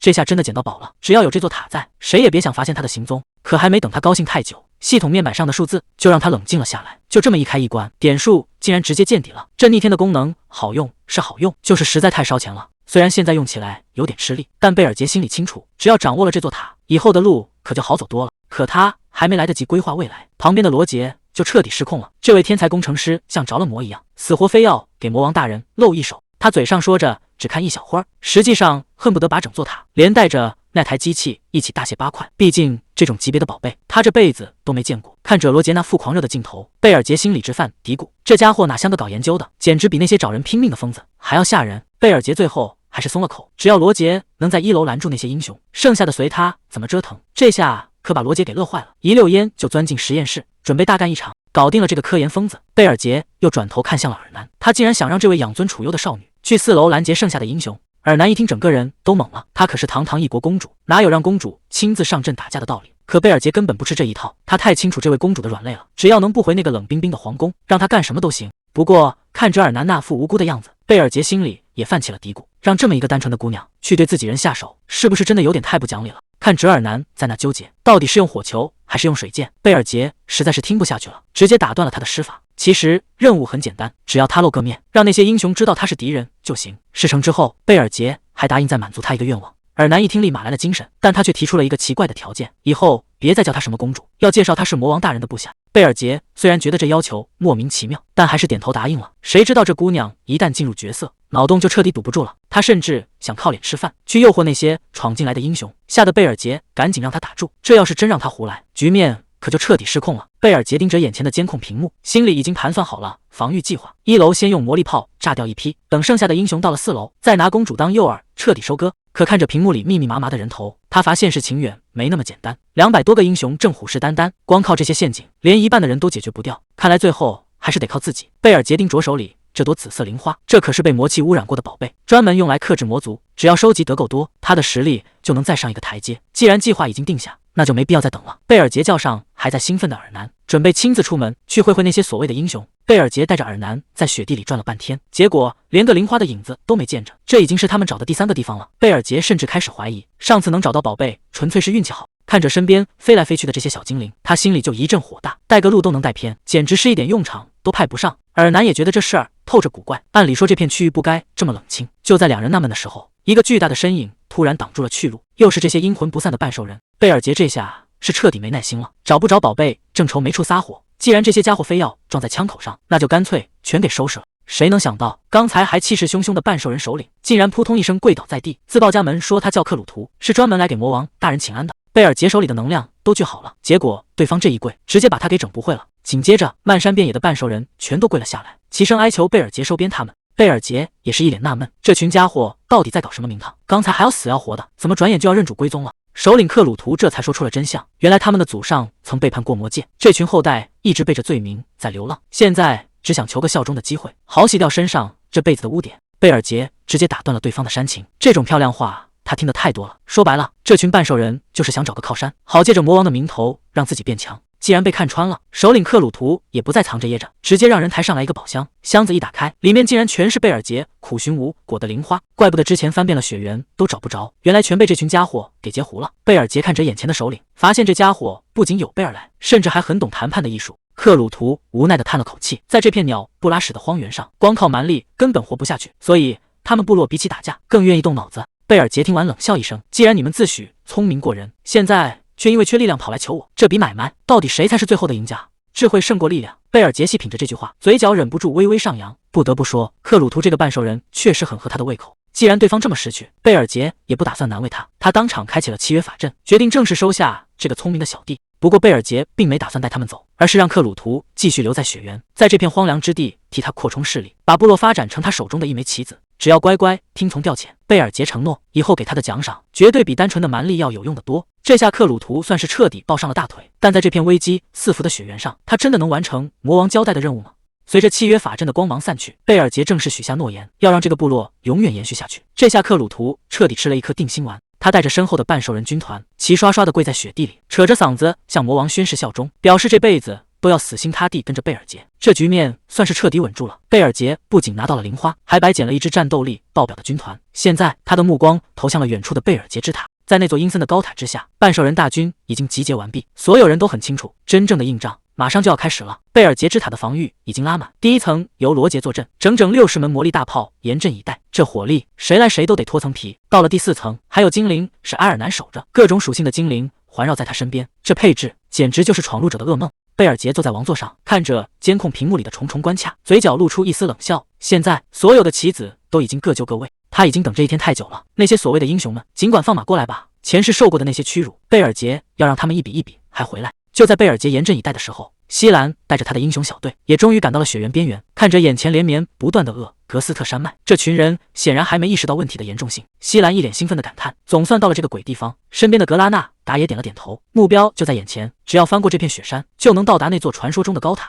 这支小队看起来信心满满，每个人都觉得自己是来终结邪恶的正义使者，却压根不知道贝尔杰已经在塔里给他们准备好了大礼。这里是英雄远征的备战基地，表面上看，这是一场为英雄准备的壮行宴，到处都写满了志在必得。但这热闹的背后，谁能想到，这竟然是一场有去无回的死局？真正的危险才刚刚开始。国王这一顿夸，直接把西兰捧到了历史伟人的高度，甚至还要他当众讲2句，给大伙儿打打气。西兰还没反应过来，就被这热情的阵仗架到了台前，所有人都在等他开口。西兰站起身，开始给在座的所有人打鸡血。他说：“这场漫长的远征，终于要迎来最后的胜利了。”看这架势，全场都被这种乐观的情绪给点燃了。毕竟这一路上连魔王的半个影子都没见着，西兰甚至断定魔王肯定是躲在家里吓破了胆，根本不敢派兵来送死。虽然他嘴上说着不能掉以轻心，但这种胜券在握的气氛已经让所有人彻底放松了警惕。可他们并不知道，这种反常的平静才是最致命的陷阱。西兰举起酒杯，当众宣布明天就是决战，他发誓要亲手砍下魔王的脑袋，救回被绑架的公主。这一番话直接把全场的情绪顶到了最高点，大家挥舞着拳头，高喊正义，仿佛这世界已经是他们的囊中之物。西兰大声宣布，今晚所有人尽管吃喝，因为在他们眼里，这场仗已经稳赢了。看着台下这群狂欢的人，格拉纳达却异常冷静，因为这一切竟然全都在魔王的预料之中。远征军的人数确实没变多，但可怕的是，他们一个也没少。不得不说，西兰确实有点本事，不仅能拉到大笔赞助，还能让那群唯利是图的雇佣兵死心塌地跟着他卖命。看着眼前的狂欢，格拉纳达心里却在打鼓，他总觉得这仗打得太顺了，甚至动了临阵倒戈的念头。但他很快就清醒过来，只要这群英雄能赢，他身上的诅咒就能解开，这对他来说才是最重要的。格拉纳达借着透气的名义，悄悄溜到没人的角落，拿出了隐藏的通讯器，把远征军的行踪全卖了。接头的那头正是贝尔杰，他冷冰冰地丢下一句：“一旦离开这里，就不要再联系了。”明天的登山之路注定要变成这群人的葬身之地。贝尔杰像个谜语人一样，丢下几个莫名其妙的警告，尤其是那句“当塔门打开时，千万不要靠近”。还没等格拉纳达问清楚，通讯就直接断了。格拉纳达正纳闷呢，身后突然传来了西兰的声音，这一下差点没把他魂给吓飞了。他赶紧收起通讯器，假装自己只是出来吹吹风。西兰倒是没起疑心，还贴心的递过来一杯果酒，想帮这位精灵朋友放松一下。可格拉纳达心里有鬼，试探着问西兰，觉得明天到底能不能赢？谁能想到，刚才还在台上意气风发的英雄，盯着酒杯沉默了半天，最后竟然回了一句：“其实我心里也没底。”这句话一出，格拉纳达彻底愣住了，连带头的英雄都不知道能不能赢。那明天的决战到底是谁在送死？西兰看着远处的月色感叹，虽然大家都把他当成救世主，但讨伐魔王之塔从来都是地狱难度，甚至没有一次是顺利的。格拉纳达听出了话外音，赶紧追问他当年是怎么干吊骰遇魔王的，毕竟那个英雄故事至今都没人知道细节。面对这个敏感话题，西兰突然沉默了，但他很快就换上一副笑脸，开始避重就轻，说那全是因为战友给力。他一边给格拉纳达戴高帽，说侧翼的安全就全靠精灵了，只要2人联手，明天的胜算就稳了。这番话听者是在夸人，实际上却把最危险的活儿全甩给了格拉纳达。看来这位英雄的英雄名号水分不是一般的大。格拉纳达笑着答应了，说自己一定会守好侧翼。西兰听完表现得更热情了，直接搂着他的肩膀往回走，看起来就像一对生死之交。可就在转身的一瞬间，西兰的眼神彻底变了，他嘴里念叨着当然要和勇敢的战友联手，那语气听着让人脊背发凉。他特意强调了精灵2个字，仿佛在提醒格拉纳达，你对我来说只是一个好用的工具而已。这一夜各怀鬼胎，谁也没能睡个安稳觉。当第2天的太阳升起，这支各怀心思的远征军终于要正式出发了。远征军出发的排场相当大，全城的百姓都出来夹道欢迎。格拉纳达和西兰走在队伍最前面，听着满大街的万岁声，这气氛烘托的仿佛他们已经凯旋而归了。很快队伍就进入了雪山峡谷，这里就是传闻中的禁地。可一路上风平浪静，连半个魔物影都没见着，这下底下的士兵们全飘了。大家一边走一边开玩笑，说这鬼地方也没传闻中那么邪乎，甚至有人觉得魔物肯定是听到了英雄的大名，全被吓得躲起来冬眠了。就在士兵们放松警惕的时候，一滴紫色的粘液突然掉在了年轻士兵的额头上，他还没反应过来这是什么，抬头一看，整个人直接愣在了原地。谁能想到，这根本不是什么普通的血水，而是食尸鬼的口水。还没等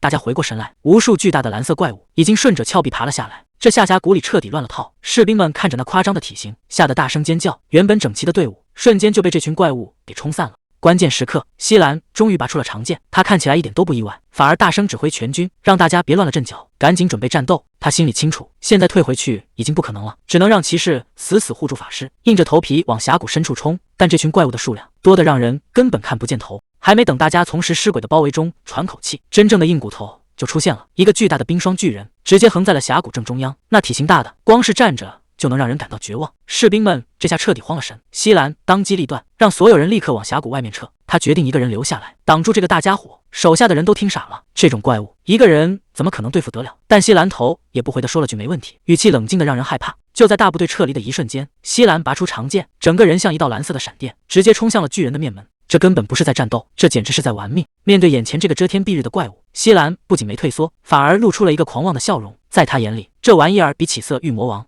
顶多算个开胃菜。巨人挥动巨大的鼓手砸了下来，那力道仿佛要把地面都震碎。可西兰的速度快得离谱，一个侧身就躲过了致命一击，顺势在雪地上画出一道长长的痕迹。这下局面彻底反转了，西兰根本没打算防守，他踩着巨人的手臂直接冲了上去，手中的长剑闪烁着寒光。这哪是巨人在捕猎，分明是西兰在单方面屠杀。这种级别的魔物在他面前根本不够看，真正的战斗才刚刚热身。就是现在，西兰看准巨人的破绽，全身的力量瞬间爆发，几道蓝色的剑光闪过，直接把那个庞然大物给切碎了。但这根本杀不死这种怪物。西兰扯开嗓子拼命嘶吼，让所有人趁这个机会赶紧跑，千万别回头。士兵们哪里见过这种场面，一个个连滚带爬的往外冲，峡谷里全是混乱的脚步声和惨叫声。西兰死守在路口，一个人挡住了巨人的去路，他让大家快走，别管他的死活。但这可是冰霜巨人，就算被砍成了碎片，他也正在疯狂地重新凝聚。西兰到底还能撑多久？谁心里都没底。身后传来一阵惊天动地的爆炸，整个峡谷都要被掀翻了。远征军这帮人总算捡回一条命，一个个瘫在雪地里，半天没回过神来。这地方简直不是人待的，又是成群的食尸鬼，又是比山还高的冰霜巨人。换作平时，他们这几百号人早就全交代在这了。大家心里都清楚，能活下来全靠西兰一个人在后面顶着。士兵们私下里都传开了，说西兰杀了色欲魔王之后，把魔王的力量全给吸了。现在的西兰恐怕早就不是普通的英雄了，甚至比真正的魔王还要强。这种神仙打架的级别已经超出了他们的想象。格拉纳达看着西兰的背影，心里忍不住在想，如果是这个男人的话，或许真的能终结那个魔王，成为所有人的救世主。可还没等他感慨完，现实就泼了一盆冷水。远征军在雪原上还没走多远，就被密密麻麻的魔物挡住了去路，空气里的气氛一下子就变了。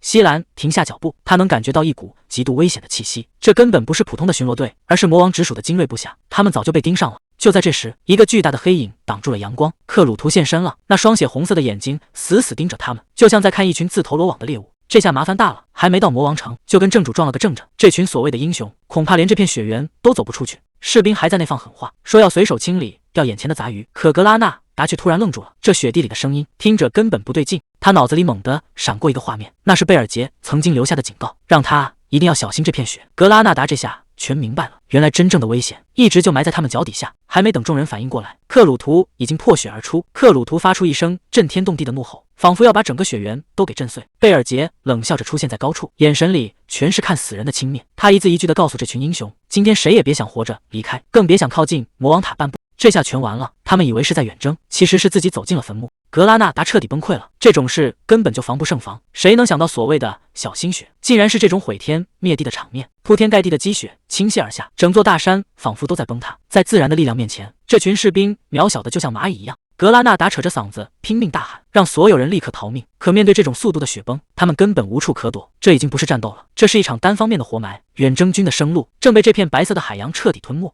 贝尔杰正悠闲地坐在王座上，面前的魔法屏幕里正实时播放着远征军的惨状，那些惨叫声对他来说简直是最悦耳的背景音乐。他看着屏幕里挣扎的西兰，轻声说着欢迎再次光临，就像在迎接老朋友来参加一场必死的葬礼。贝尔杰对着屏幕下达了最后通牒，这一次他要把这群所谓的英雄全部当成猎物彻底撕碎。贝尔杰冷眼看着这一切，他早就警告过格拉纳达，有3件事绝对不能掉以轻心。第一件就是这漫天大雪，谁能想到半兽人竟然利用雪崩直接把英雄团给冲散了。西兰在雪地里大喊，赶紧原地驻扎寻找失踪的同伴，但这只是噩梦的开始。贝尔杰的第2个警告是永远不要在深夜放松警惕，因为黑暗中多的是想要他们命的东西。双巨人和食尸鬼已经杀到跟前，半兽人正赶着怪物群要把他们彻底淹没。这下所有人都要玩完了。格拉纳达已经快疯了，他一边躲避怪物的围攻，一边咒骂着那个该死的魔王。贝尔杰在幕后看得清清楚楚，白天是雪崩，晚上是怪物潮，这种无尽的消耗战谁也扛不住。短短3天时间，英雄团的人数就少了一半，剩下的这几百号人也已经到了极限。西兰带着最后的人马，终于爬上了最高的那座雪山。他本以为只要到了山顶就能看到魔王塔，结果放眼望去，除了白茫茫的雪，什么都没有。西兰这下彻底破防了，他对着天空大喊：“魔王塔到底在哪？为什么不按常理出牌？”这种被耍得团团转的感觉，让他心态彻底崩了。人心散了，队伍就彻底带不动了。沃顿当众宣布要带人退出，他直截了当地告诉西兰，这次英雄远征就是个笑话。西兰一句话也说不出来，只能眼睁睁看着同伴离开。毕竟在生死面前，保命才是最要紧的。进入雪山的第6天，原本200多人的大部队，现在只剩下最后52个。这群人已经跟乞丐没什么区别。就在大家快要绝望的时候，魔王塔竟然出现了。谁能想到贝尔杰居然把塔建在盆地里，害得他们找了这么久。这剩下的50几号人，现在已经彻底杀红了眼。既然已经没有退路，那就把第1层的魔物全部宰光。贝尔杰给出的第3个警告，也是最致命的一个，那就是当这群人打开塔门时，一定要离得越远越好。西兰带着最后的精锐冲到门口，本以为能大杀四方，结果抬头一看，无数个巨大的炮口已经对准了他们。这根本不是什么魔王塔，而是一个巨大的陷阱。贝尔杰早就准备好了矮人魔力炮，就等着他们自己送上门。随着一道蓝光闪过，整片区域瞬间被夷为平地。这群人连惨叫都来不及发出，就被彻底一锅端了。系统提示音响起，原本50多人的英雄团，现在只剩下西兰一个人。这下他是真的全军覆没了。贝尔杰看着屏幕，发现西兰这家伙命是真大，刚才那种程度的轰炸，竟然还没能把他彻底解决。西兰站在废墟里，整个人已经彻底抓狂了。他这辈子都没见过这么不讲武德的魔王。就在这时，格拉纳达也从土堆里爬了出来。虽然2个人都很狼狈，但好歹是保住了性命。西兰看着空荡荡的四周，决定不再躲闪。他觉得只要能冲到魔王面前，凭自己的硬实力绝对能赢。毕竟他可是杀过老魔王的人，在他眼里，贝尔杰不过是个只会玩阴招的新人，根本不可能是他的对手。他握紧手中的剑，准备强行闯入下1层。西兰带着格拉纳达正式开始了闯塔之路。他觉得凭他们2个人的实力，杀到顶层应该不是问题。可接下来的情况却让所有人都没看懂。第2层空空如也，第3层还是连个鬼影都没有。西兰心里开始发毛了，这里本该到处都是魔物，现在却安静的让人害怕。他觉得贝尔杰肯定在玩空城计，后面绝对有更恐怖的陷阱。2人战战兢兢的来到第4层，结果推开门一看，西兰彻底怀疑人生了。这哪是什么魔王塔，简直就是个世外桃源，蓝天白云加上鸟语花香，这画风转的也太快了。西兰忍不住大喊，这到底是什么鬼地方？西兰现在满脑子都是问号。2、3层空空如也，第4层居然冒出一片大森林，他甚至怀疑自己是不是走错片场了。就在这时，一个声音从花丛中传来，听这语气，对方似乎已经等候多时了。西兰定睛一看，一个戴着猫儿眼罩的少女正摆着极其夸张的姿势出现在他们面前。少女自报家门，说自己是守护魔王的4大天王之一，外号暗黑通灵师，今天要在这里彻底解决英雄。看着对方身边那几只蹦跶的史莱姆，西兰整个人都麻了。这魔王塔里的对手怎么一个比一个不正常？西兰当场就愣住了，眼前这个戴着猫儿眼罩的少女，不正是尔南公主吗？她实在想不通，堂堂公主怎么会变成这副德行？尔南却像被踩了尾巴一样，极力否认自己的身份，坚称自己是什么暗黑通灵师。就在西兰还没反应过来的时候，尔南竟然直接动了真格，恐怖的能量在森林中炸开，这股力量让周围的空气都凝固了。西兰一眼就认了出来，这可是只有尔南公主才能施展的最高级精灵魔法，这种招式根本骗不了人。这下麻烦大了，如果对方是被控制的，绝对使不出这种威力的魔法。唯一的解释就是公主是真心想要他的命，局面彻底失控了。西兰现在开始复盘，这一路走来到底有多离谱？先是跟兽人拼命，接着又是雪崩和夜袭，好不容易找到了魔王塔，结果1层的魔力炮差点把他轰成渣。更诡异的是，2层和3层连个鬼影都没有。本以为终于能见到要救的人了，结果倒好，尔南公主居然成了最后的杀手锏。西兰忍不住苦笑起来，他真的彻底理解不了这个世界到底怎么了？明明是来救人的，结果被救的人却想要他的命。去他的逻辑，去他的任务，西兰的心态彻底崩了。既然讲道理没用，那就干脆把这一切全都毁掉。贝尔杰冷笑着出手了，紫色的能量瞬间炸裂，他根本没打算给英雄喘息的机会，这一击就是要彻底粉碎西兰的自信。巨大的爆炸过后，森林被轰出了一个深坑，贝尔杰从紫色的烟雾中缓缓走出，他终于露出了真面目，直呼西兰的全名。西兰虽然被震得不轻，但手里的长剑依然握得很稳，他忍不住破口大骂，堂堂魔王竟然玩偷袭，简直就是个胆小鬼。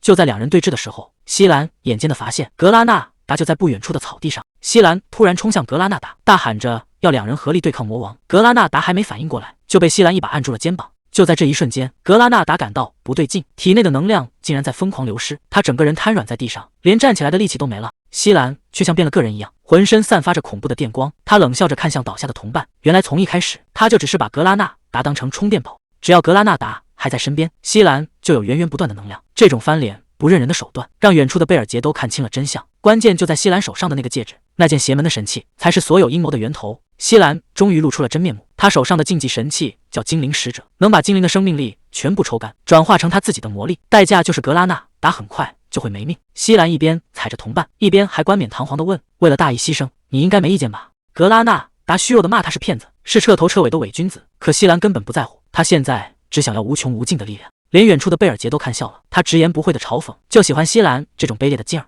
简直比魔族还要阴险。不过贝尔杰也点出了致命伤，只要把那枚戒指摘掉，西兰就会立刻现原形，重新变回那个一无是处的弱鸡。西兰还在那儿疯狂叫嚣，觉得这枚戒指谁也拿不走，甚至连魔王都拿他没办法。可他还没得一两秒，打脸就来得猝不及防。就在这时，一个名字突然闪现，西兰还没反应过来发生了什么，只觉得手腕处一阵剧痛，戴戒指的那只手竟然直接没影了。这下西兰彻底崩溃了，他根本没感觉到任何人的气息，对方就像变戏法一样，无声无息地切断了他的手，咯噔冷冷地出现在他身后，手里的长剑已经架在了他的脖子上，语气里满是不屑，直言西兰作为一个人类实在是太没礼貌，而且吵得让人心烦。西兰这下彻底被打懵了，他怎么也想不通，自己明明已经用了神器，竟然还会输给一个高等魔族，这种实力的绝对差距让他开始怀疑人生。可还没等他缓过神来，一只黑手已经搭在了他的肩上，贝尔杰像死神一样出现在他身后，语气冰冷的让人脊背发凉，直言他今天哪也别想去，这根本不是一个量级的较量。西兰意识到自己成了猎物，脑子里只剩下一个念头，那就是必须立刻躲开，可现在想跑恐怕已经太迟了。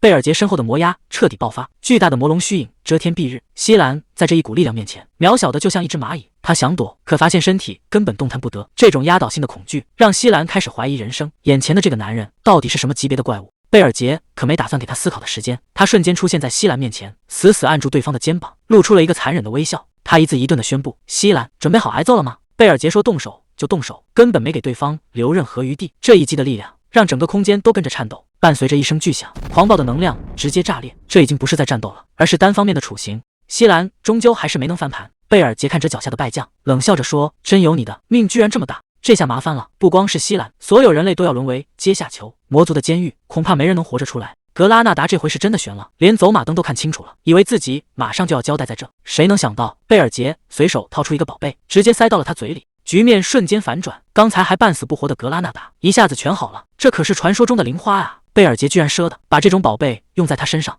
贝尔杰随口打发了兴奋的罗杰，又给手下们布置完任务，看起来还是那个无懈可击的魔王。格拉纳达还在感叹，打了这么一场硬仗，魔王大人居然连发行动没乱，可谁也没看出来，这全都是贝尔杰演出来的。等一回到没人的地方，他整个人直接瘫倒在地，刚才那副淡定的样子，全靠最后一口气硬撑着。要是刚才再多站一秒，魔王的威严怕是就要当场穿帮了。身为魔王，绝对不能在人前露怯，但贝尔杰心里很清楚，刚才那个叫西兰的人类到底有多恐怖。那可是大陆最强的10个英雄之一，虽然西兰在里面排名垫底，却已经让贝尔杰拼尽了全力。说白了，这次能赢全靠套路，是先用计谋消耗了对方的体力，才勉强捡了个便宜。如果西兰当时是满状态，这会儿躺在地上的恐怕就是贝尔杰自己了。西兰终究还是太年轻，被贝尔杰几句话一击，心态彻底崩了。人在极度慌乱的时候，眼里就全是破绽，这正是贝尔杰一直在等的绝杀机会。就在那一瞬间，贝尔杰赌上全部魔力，给了西兰致命一击。虽然现在累得连站都站不稳，但贝尔杰心里比谁都痛快，因为在原本的命运里，他今天本该死在这里。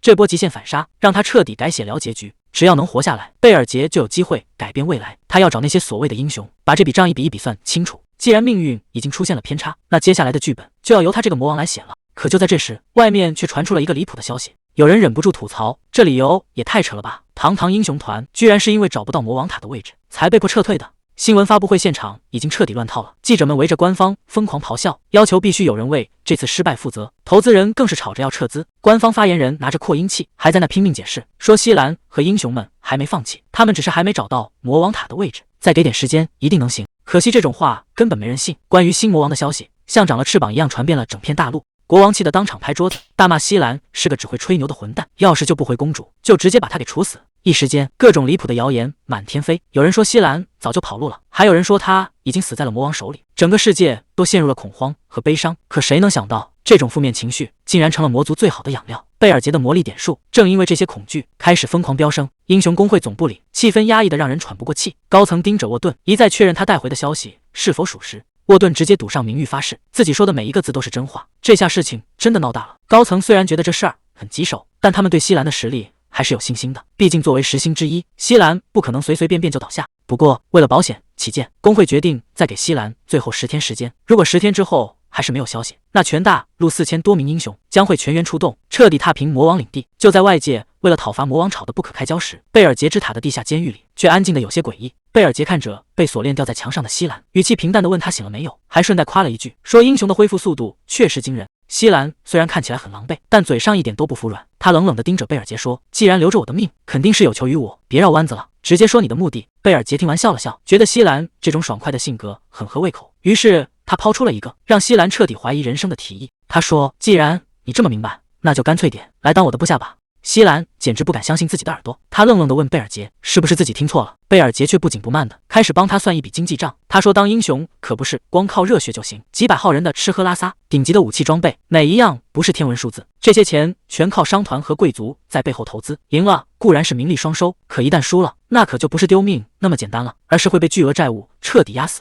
贝尔杰盯着西兰说：“这次所有的赌注全都压在了你一个人身上，也就是英雄队长西兰。”西兰这下彻底沉默了，他心里很清楚，就算现在能逃出去，一个背负着巨额债务的失败英雄，这辈子也算是彻底毁了。西兰还在纠结，如果下半辈子都要躲着债主生活，那简直比死还难受。他忍不住质问贝尔杰，这些绝密情报到底是怎么泄露的？就在这时，格拉纳达从阴影里走了出来，语气冰冷地说：“是他亲口告诉魔王的。”西兰气得大喊大叫，质问格拉纳达为什么要背叛大家。结果格拉纳达比他更火大，直接骂西兰是个大骗子，还说自己从一开始就是魔王这边的人。贝尔杰看折狗咬狗的两人，冷笑着打断了争吵。他说：“西兰之所以会输，是因为以前从来没遇到过他这种魔王。”接着，贝尔杰手里汇聚起一团诡异的紫色能量，这东西叫阿尔玛尼之球，只要让西兰这个最强英雄去暗中干扰人类的计划，那外面那些英雄大军就彻底没戏了。贝尔杰手里这团紫色能量可不是什么好东西，这是他专门用来监控部下的工具，只要这玩意儿钻进脑子里，西兰的一举一动就全在他的掌控中。贝尔杰冷冷地说：“只要你敢对我产生一点敌意，我动动手指就能让你脑袋开花，而且这东西贵得很，要是你的身体敢排斥它，我就当你是在拒绝我，直接送你上路。”西兰这下彻底慌了，他扯着嗓子大喊说：“像他这么强的英雄，身体自带精神防御魔法，这球一进去就会被自动消除，这可不能怪他。”结果格拉纳达在旁边阴森森地补了一刀，说：“英雄其实可以靠意志主动解除这种防御。”贝尔杰听完笑得更邪性了，听到了吧？现在就看你配不配合了。西兰气得破口大骂，说格拉纳达这个疯子精灵简直一点脸都不要了。西兰还在那儿扯着嗓子喊，说自己就算死也绝不会向魔王低头，还嘲笑贝尔杰是在浪费宝贝。贝尔杰根本没耐心听他废话，直接一把掐住西兰的脖子，吼着让他闭嘴吞下去，顺手就把那团紫色能量硬生生地按进了西兰的脑袋里。随着一声闷响，能量球彻底没入了西兰的身体，这下就算想吐也吐不出来了。格拉纳达在旁边看着都觉得悬，他忍不住问贝尔杰：“万一这家伙真的宁死不屈怎么办？”贝尔杰拍了拍手，一脸淡定地说：“完全不用担心，因为他早就看透了，西兰这种为了钱能把同伴当垃圾一样卖掉的人，是绝对舍不得去死的。”随着紫色魔气入体，西兰的身份彻底变了，系统提示写得清清楚楚，他现在已经成了魔王的部下。西兰咬着牙骂了一句，可是到如今他已经没有回头的机会了。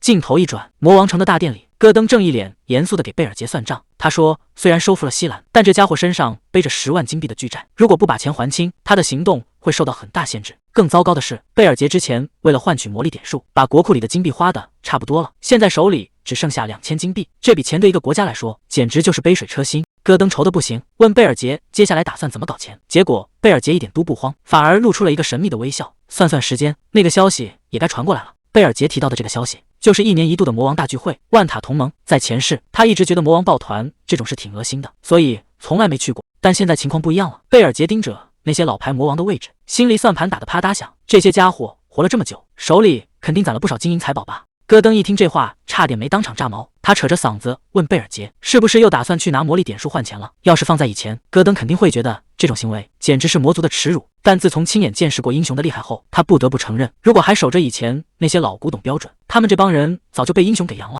就在这时，万塔同盟的邀请函正好送到了戈登手里。他推了推眼镜，虽然心里还是有点别扭，但也不得不承认，自家魔王这搞钱的眼光确实是走在了时代前沿。看来这趟聚会，贝尔杰是去定收割了。贝尔杰嘴角微微上扬，直接下达了出发的指令。谁能想到，堂堂魔王竟然说得这么直白？他这次去参加聚会，根本不是为了叙旧，而是打算去把那些前辈魔王们全都狠狠地坑一把。跟在后面的戈登，这下是彻底想通了。他现在对贝尔杰那是100%的信任，哪怕是去当诈骗犯，他也认了。这里是谎言之塔，魔王议事厅就在最高层。贝尔杰推门而入，看着已经坐满的圆桌，他冷笑着说：“既然我没迟到，各位是不是背着我在商量什么见不得人的事？”这语气一出，现场的气氛瞬间降到冰点。百兽魔王德拉肯死死盯着眼前的男人，低声念出了他的名字。这几位就是魔王议事厅的常客，凛冬魔王和泰坦魔王一开口就没打算给好脸。谎言魔王倒是笑得灿烂，但这地方谁的话都不能信。贝尔杰扫视了一圈，语气里满是不屑：“堂堂魔王居然还要抱团，你们难道不觉得丢人吗？”这句话彻底捅了马蜂窝，泰坦魔王当场暴走，指着他的鼻子破口大骂。但这正是贝尔杰想要的，一点小小的挑衅就让他看清了谁最想杀他。泰坦魔王彻底被激怒了，他咆哮着要送贝尔杰上路。这种级别的压迫感，换做别人早就没命了。可贝尔杰不仅没退，反而一脸挑衅地回了一句：“有本事你就试试。”眼看议事厅就要变成战场，就在这时，一阵清脆的掌声响了起来。谎言魔王笑眯眯地站起身，轻描淡写的一句话，就让刚才那股恐怖的杀气瞬间消失得无影无踪。贝尔杰心里咯噔一下，这绝对不是普通的魔法，到底是这家伙深不可测，还是这座塔里另有玄机？这下麻烦了，局面已经完全脱离了掌控。谎言魔王杰森笑着打了个圆场，宣布会议正式开始，让大家有什么想法尽管直说。贝尔杰表面上不动声色，心里却在暗自盘算，这地方处处透着诡异，必须得留个心眼。本以为这只是一场互相试探的拉锯战，结果百兽魔王德拉肯第一个坐不住了，他死死盯着贝尔杰，语气冰冷地问了一句：“西兰卡吉尔到底在哪？”这名字一出，全场的气氛瞬间变了。贝尔杰沉默了片刻，终于缓缓开口：“西兰卡吉尔他已经不在了。”魔王们在里面唇枪舌战，底下的副官们也没闲着，聚在接待室里疯狂打探消息。所有人都在追问那个叫西兰卡吉尔的家伙到底是死是活。戈登被围在中间，一边摆手一边甩锅，直言那家伙连塔门都没进，可能还在哪座山上瞎转悠呢。面对众人对魔王实力的质疑，戈登干脆顺水推舟，直接把戏演到了底。谁能想到，这其实是贝尔杰提前布好的局，故意让戈登装傻充愣。既然要把那家伙当成间谍，保密才是最重要的。这帮副官怎么也想不到，他们已经掉进了陷阱里。戈登本来还在演戏，可说着说着，他压抑已久的情绪突然就彻底爆发了。他再也顾不上什么形象，当众大骂自家魔王就是个不听人话的傲慢小鬼，只要一眼没看住，准能给自己惹出一堆麻烦。本以为这番话会惹祸，谁能想到周围的副官们听完，竟然全都露出了同情的目光。大家纷纷打开了话匣子，吐槽自家的魔王，一个比一个奇葩，一个比一个难伺候。戈登这下总算明白了，原来在这座塔里，他最需要的不是什么情报，而是这帮同行的心理安慰。德拉肯听完直接气笑了，他觉得贝尔杰简直是在把他当傻子耍，哪有魔王不把塔建在山顶的？贝尔杰却一脸无所谓，直言塔建在哪是他的自由，谁也管不着。坐在一旁的杰森也坐不住了，开始阴阳怪气的提醒贝尔杰，既然英雄们还在盯着那座塔，你现在跑来开会，就不怕老家被人给端了吗？毕竟在魔王学院里，大家都学过，丢了塔的魔王下场通常都会非常凄惨。贝尔杰冷冷地回了一句：“我的塔我自有办法保护，用不着你在这瞎操心。”贝尔杰表面上不动声色，心里其实早就把那个谎言魔王给骂了个底朝天。这家伙实在是太让人火大了。德拉肯眼看压不住场子，干脆搬出了阿凯恩大公的名号，想以此来威慑贝尔杰。结果贝尔杰根本不吃这一套，甚至当众直言：“谁会在乎那个老头子怎么想？”这一句话直接把德拉肯噎得没话说了。贝尔杰心里很清楚，就算自己在撒谎，这帮人现在也没法去核实，被怀疑总比被发现真相要好。他始终没忘记自己来这的目的，什么魔王的尊严和领地全都是虚的，只有赚够那10万金币才是实打实的硬道理。看着这帮魔王继续争论不休，贝尔杰也看出了门道，原来在魔王的世界里，等级阶级比他想象的还要森严。他想通过这场会议收集情报，看看这帮魔王里到底谁才是那个缺魔力的穷鬼。可还没等他锁定目标，自己反而先被盯上了。凛冬魔王雷娜突然转过头，视线死死锁在了他身上。贝尔杰显然没料到自己会成为对方的目标，毕竟在这座塔里，每个人都各怀鬼胎。两人来到了阳台独处，贝尔杰还没开口，对方就直接开门见山说早就想找机会跟他单独聊聊。雷娜接下来的话更是让他有些意外，对方竟然直言不讳，说非常赞同他刚才的那些观点。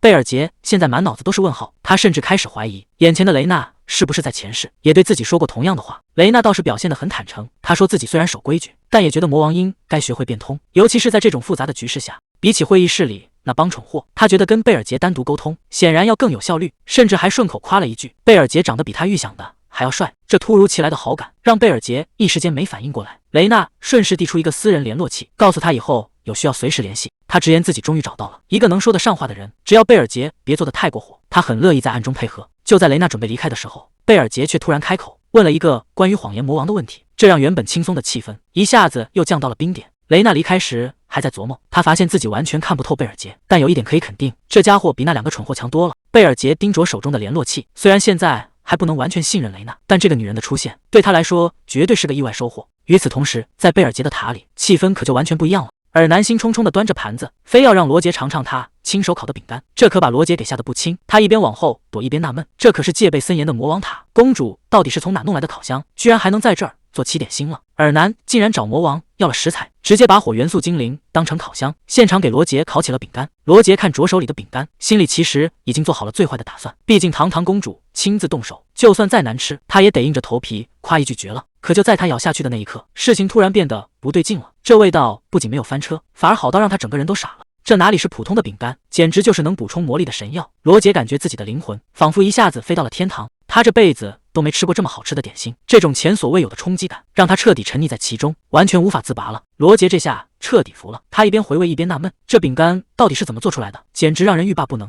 尔南笑眯眯地揭开了谜底，原来他在面团里随手撒了一把珍贵的精灵花，怪不得罗杰觉得浑身魔力乱窜。罗杰听完差点没跳起来，这种稀罕货竟然拿来当配料，简直是太奢侈了。他实在想不通，公主为什么要送这么重的礼。尔南倒是想得很简单，他说大家以后还要相处很久，这只是为了拉近关系的见面礼，只要罗杰喜欢就行。聊到兴头上，尔南又开始打听别人的口味，他觉得既然罗杰这么爱吃，那魔王肯定也会喜欢。可当他提到魔王的时候，罗杰却突然愣住了，显然他还没想好该怎么接这个话茬。会议刚结束，杰森就单独拦下了贝尔杰，看这架势，他显然是有备而来。两人表面上还在客套，杰森甚至还想请他喝杯茶，可接下来的话却让气氛瞬间降到了冰点。杰森直截了当地说：“我知道你现在急需人类的钱。”贝尔杰心里咯噔一下，这可是绝对的机密，到底是谁走漏了风声？他还在试图装傻反问，结果杰森根本不吃这一套，这下麻烦了，局面彻底失去了控制。杰森直接开门见山，不想再玩什么心理博弈，他指着满地的金银财宝说：“咱们来做个交易。”用魔力点数换人类的钱，这买卖听着不错，但贝尔杰显然没那么容易上当。他冷冷地问杰森到底有什么企图。杰森听完哈哈大笑，一副自来熟的样子，说自己完全是站在魔族这一边的，这种天上掉馅饼的好事背后肯定藏着更大的麻烦。贝尔杰随手甩出10万金币，让西兰拿去办事。这笔巨款直接把西兰给看懵了，他怎么也没想到这钱居然真的弄到手了。但这笔钱可不是好拿的，贝尔杰心里很清楚，如果被那个叫杰森的家伙察觉到资金流向，他们所有人都会沦为任人摆布的傀儡。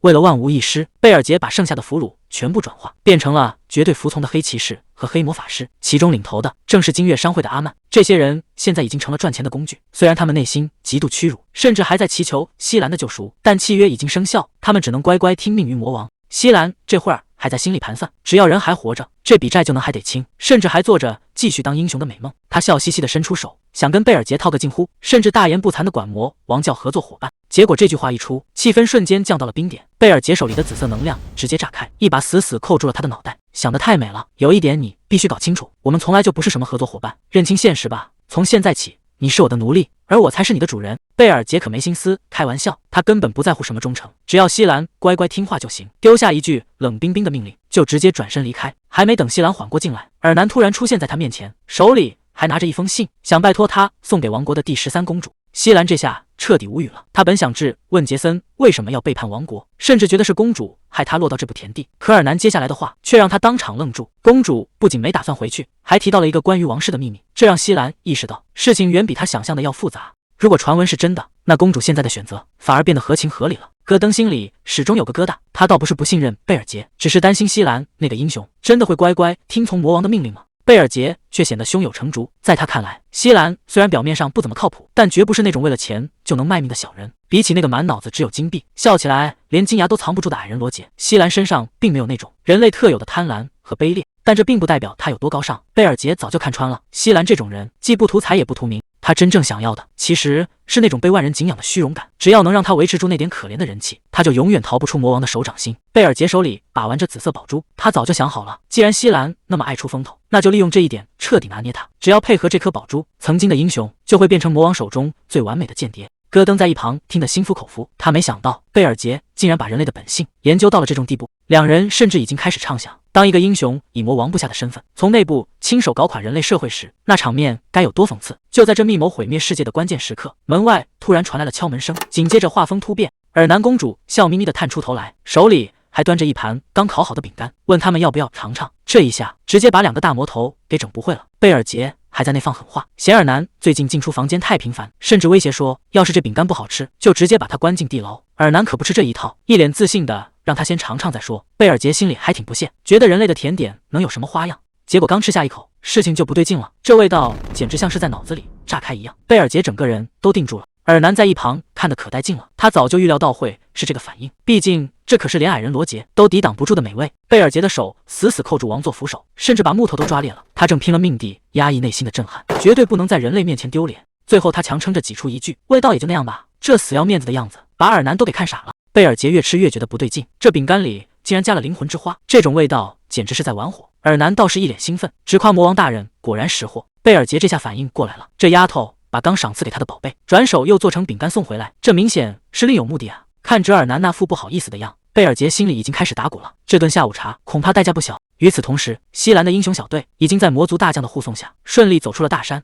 他们动作很快，直接通过传送阵前往了希尔德兰王国，一切都在按计划进行。不过那个一直没露面的格拉纳达现在的处境可就有点微妙了。格拉纳达这次回来是专门找人算账的，他直接杀回了佣兵团总部，打算好好整顿一下纪律。这帮部下也是真有种，当初在雪山上竟然丢下他这个团长，全员当了逃兵。面对格拉纳达的质问，这帮人还在那找借口，说那种鬼地方连英雄都扛不住，他们为了活命只能先撤。格拉纳达听完更火了，右手已经汇聚起能量，准备当场清理门户。就在这节骨眼上，身后突然传来一个声音。格拉纳达疑惑的回头，发现门口站着一个金发女人。她自我介绍说自己叫风，也是一名英雄，因为某些特殊原因，之前没能赶上大部队。风这次是认真的，虽然来晚了，但他还是想抓住最后的机会，请求加入英雄的队伍。格拉纳达听得一头雾水，还没等他反应过来，旁边的部下就凑了上来，说这位小姐人美心善，趁团长不在，把大家的酒钱全给结了。格拉纳达气得直接暴走，让这帮见钱眼开的蠢货闭嘴。他转头给风泼了盆冷水，说虽然感谢他请客，但英雄的征程已经彻底凉了。西兰那帮人早就离开了。风听到这个消息，整个人都懵了，但他很快就冷静下来，甚至有些失礼的追问，希望能打听更多关于这次失败的细节。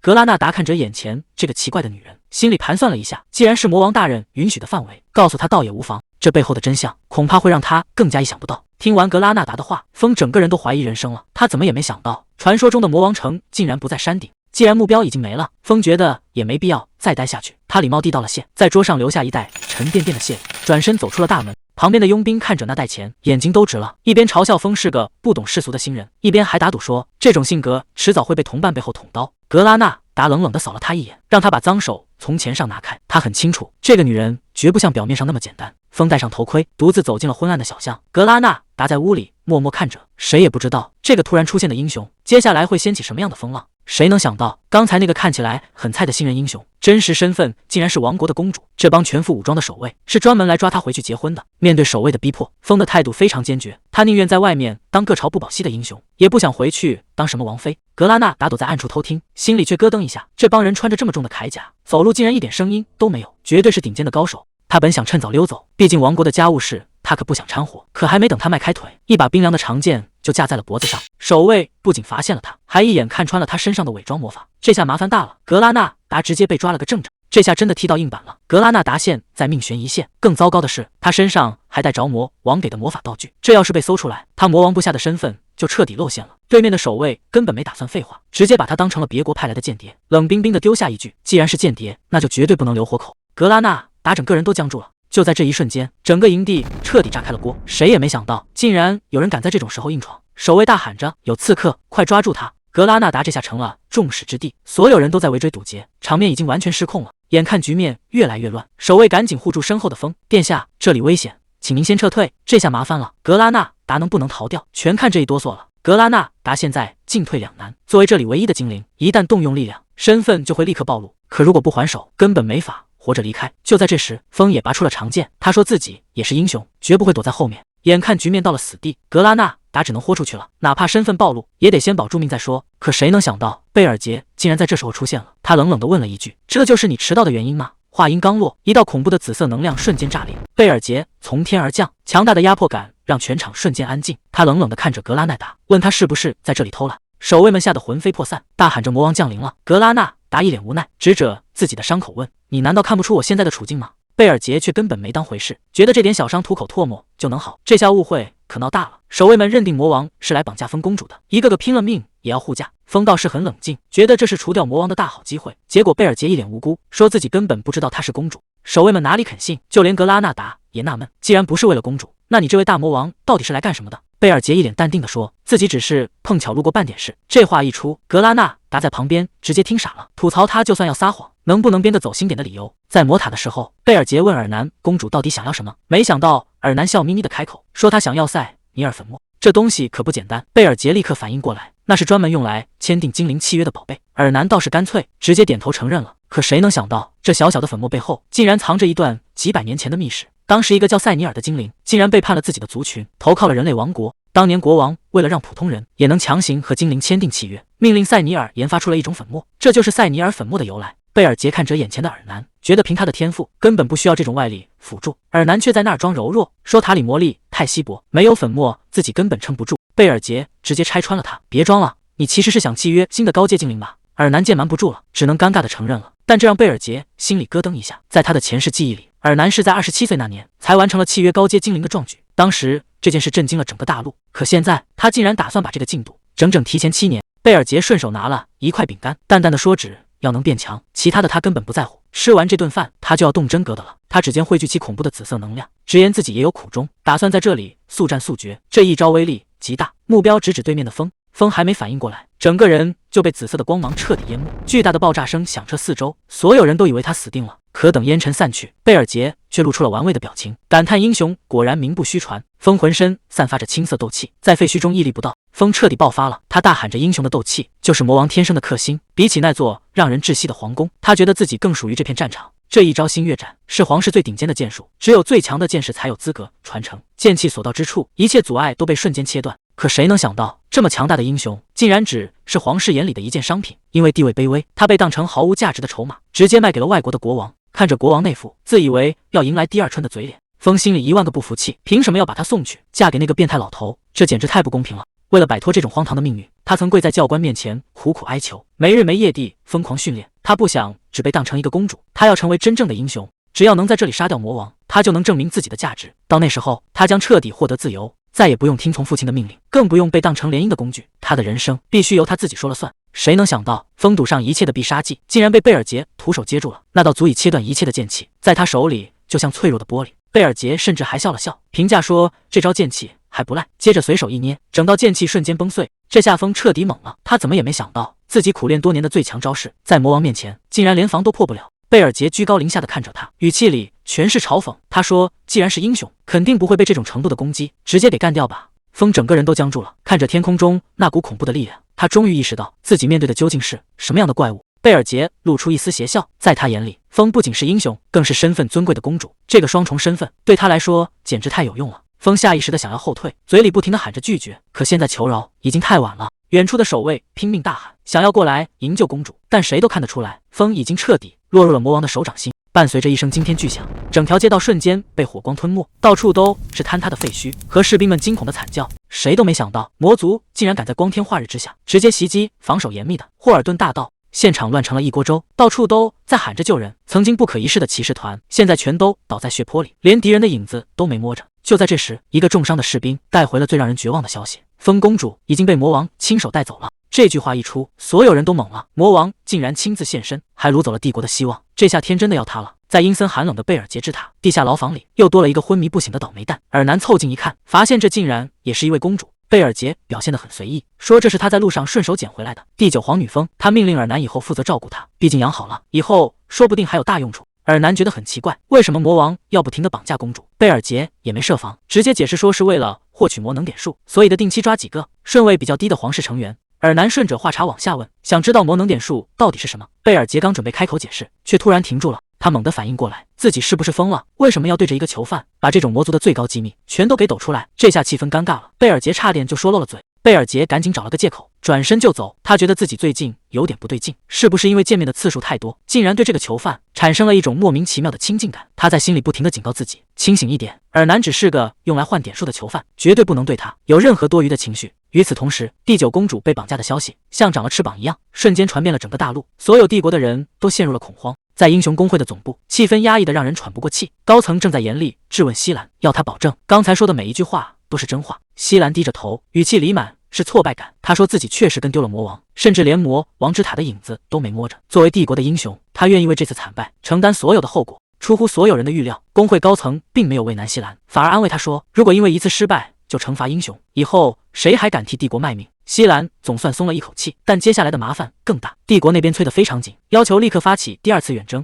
去救回被绑架的第9公主。高层们想听听西兰的意见，毕竟他是唯一从魔王领地活着回来的人。西兰沉默了一下，提出了一个完全不同的方案。他说现在绝不能盲目进攻，因为他这种级别的英雄都找不到魔王之塔的具体位置，当务之急事先派出一支精锐的侦察队。西兰还抛出了一个大胆的推测，他说如果魔王真的实力强悍，根本没必要把老巢藏得这么深，这种缩头乌龟的行为只能说明一件事，魔王的真实战力其实很一般。高层们听完纷纷点头，觉得这番分析很有道理。一个真正的强者确实没理由躲躲藏藏，他们显然已经开始轻敌了，觉得魔王不过是个胆小鬼。这出戏演得真好，工会的高层们完全被带了节奏，他们一致认为魔王是个弱鸡，当场拍板决定，在找到魔王之塔的具体位置前，无限期推迟大规模远征。西兰低头领命，看起来像是个任务失败的受害者。可当他独自走出大厅，真正的反转才刚刚开始。原来这一切全都是西兰和魔王串通好的，他故意利用自己的影响力，从源头上掐断了英雄的进攻计划。他对着空气低声自语：“时间已经帮你争取到了，剩下的就看你自己的了。”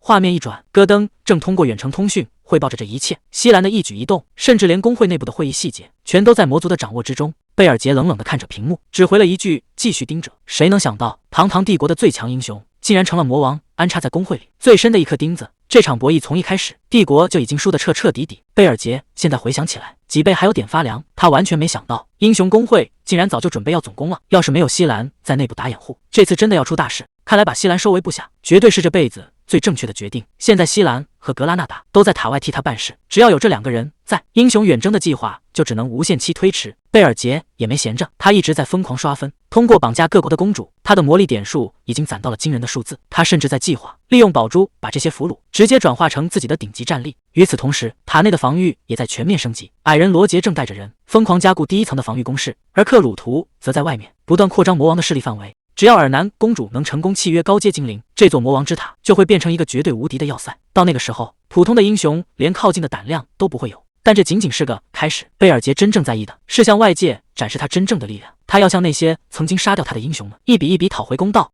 为了实现这个复仇计划，他现在急需一种叫塞尼尔的粉末，而这种稀缺物资只存在于一个地方，那就是魔法科技都市卡穆尔。那里到处都是顶尖的法师和英雄，是块极难啃的硬骨头。贝尔杰站在高处远眺，眼神里透着一股狠劲。既然要玩大的，那就直接去敌人的大本营转转。这里是魔法科技之都阿穆尔，整片大陆最顶尖的法师和炼金术士全都挤在这座城里。但在最繁华的市场边缘，却藏着这么一家不起眼的破烂小店。店主正盯着报纸发愁，9公主刚被绑架，连那个叫罗杰的英雄也被通缉了。这世道真是越来越乱。就在这时，贝尔杰推门走了进来，他开口就要买塞尼尔粉末。这种地方真的能有货吗？他这次潜入的真正目的恐怕没那么简单。大商铺里全是英雄和法师，就算隐藏了魔气，贝尔杰也不敢在那儿冒险，所以他特意找了家破烂小店，本以为能低调行事，结果一进门就遇上了个奸商。店主扯着嗓子推销，说这药水今天只要1个金币，简直是跳楼大甩卖。贝尔杰一眼就看出了不对劲，这塞尼尔粉末明明应该是绿色的，怎么这瓶却是紫色的？店主凑过来神神秘秘地说，这是法师塔刚研发的稀罕货，现在不买以后可就没机会了。他心里正盘算着要把贝尔杰这头肥羊宰个精光，但他根本不知道自己面对的到底是什么人。这奸商显然是看准了贝尔杰不敢去大商铺露面，才敢这么明目张胆的敲竹杠。贝尔杰拳头都硬了，正考虑要不要直接杀人灭口，结果店门突然被推开，真是怕什么来什么。进来的竟然是路易斯那帮人，他们也觉得这种破店最适合藏身。贝尔杰这下彻底僵住了，本想躲进耗子洞避避风头，结果却跟最不想见的人撞个正着。对方开口就要找人，这小小的破药店局面瞬间变得一发不可收拾。贝尔杰一眼就认出来了，这标志性的红头发和坏脾气绝对是路易斯没错了。幸好他之前用了魔法道具遮掩，对方现在还没发现他的身份，他只能屏住呼吸躲在后面。可这店主真是个极品，死到临头了还想敲竹杠，非说自己不卖货就记不住事。路易斯哪受过这种气，二话不说直接拔剑架在他脖子上，警告他城里杀人虽然犯法，但他可不介意破个例。谁能想到这店主是个铁憨憨，刀都贴到肉了，他居然还求人家先买点东西。这下连贝尔杰都看傻了，这世上竟然真有这种要钱不要命的疯子。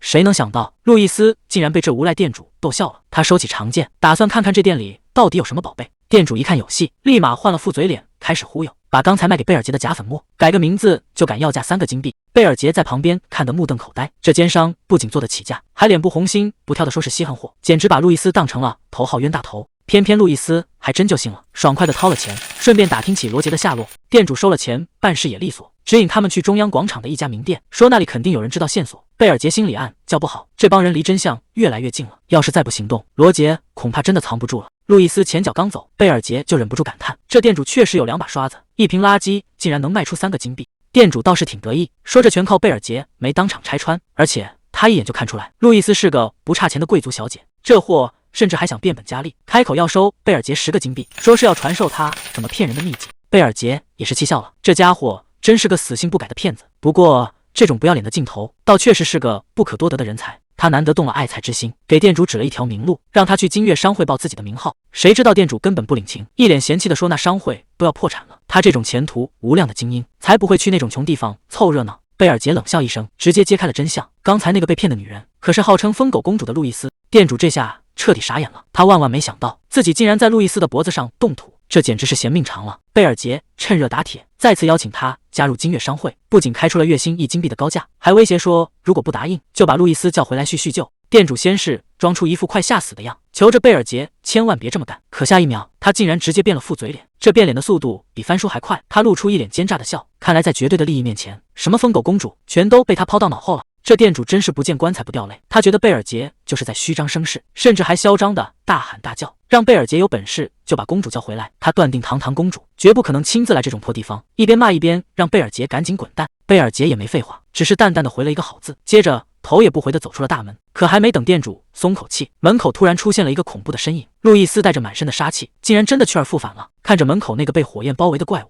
店主彻底僵在了原地。他这辈子最后悔的一件事，恐怕就是刚才开了那下口。随着一声凄厉的惨叫，这间小店彻底炸了锅。看来这下他是真的要把命交代在这了。店里传出一声热情的欢送，看来刚才那场亲切交流效果相当显著。贝尔杰看着手里的药水，不得不承认，那个骗子店主虽然人品烂，但这货确实是真东西。就在这时，路易斯又折了回来，说是多亏了贝尔杰提醒，他才顺利拿回了退款。贝尔杰随口问了一句：“那个店主现在怎么样了？”路易斯一听这话，火气蹭的一下又上来了。他说：“要不是看在那家伙是外国人的份上，刚才就不只是稍微教训一下了。”听着他那要把人挖心掏肺的狠话，贝尔杰无奈的停顿了一下。看来这位小公主的脾气真是一点都没变。贝尔杰敏锐地抓住了重点，路易斯刚才提到的那个词让他想起了一件往事。他试探着问路易斯是不是在找一个叫罗杰的铁匠。路易斯一听，整个人激动的差点跳起来。贝尔杰随手掏出一根项链，问他们认不认识这玩意。旁边的矮人一眼就认了出来，说这是那铁匠早年的作品。原来2个月前，贝尔杰在森林里救过一个快饿死的男人，对方为了报恩，就把这根项链送给了他。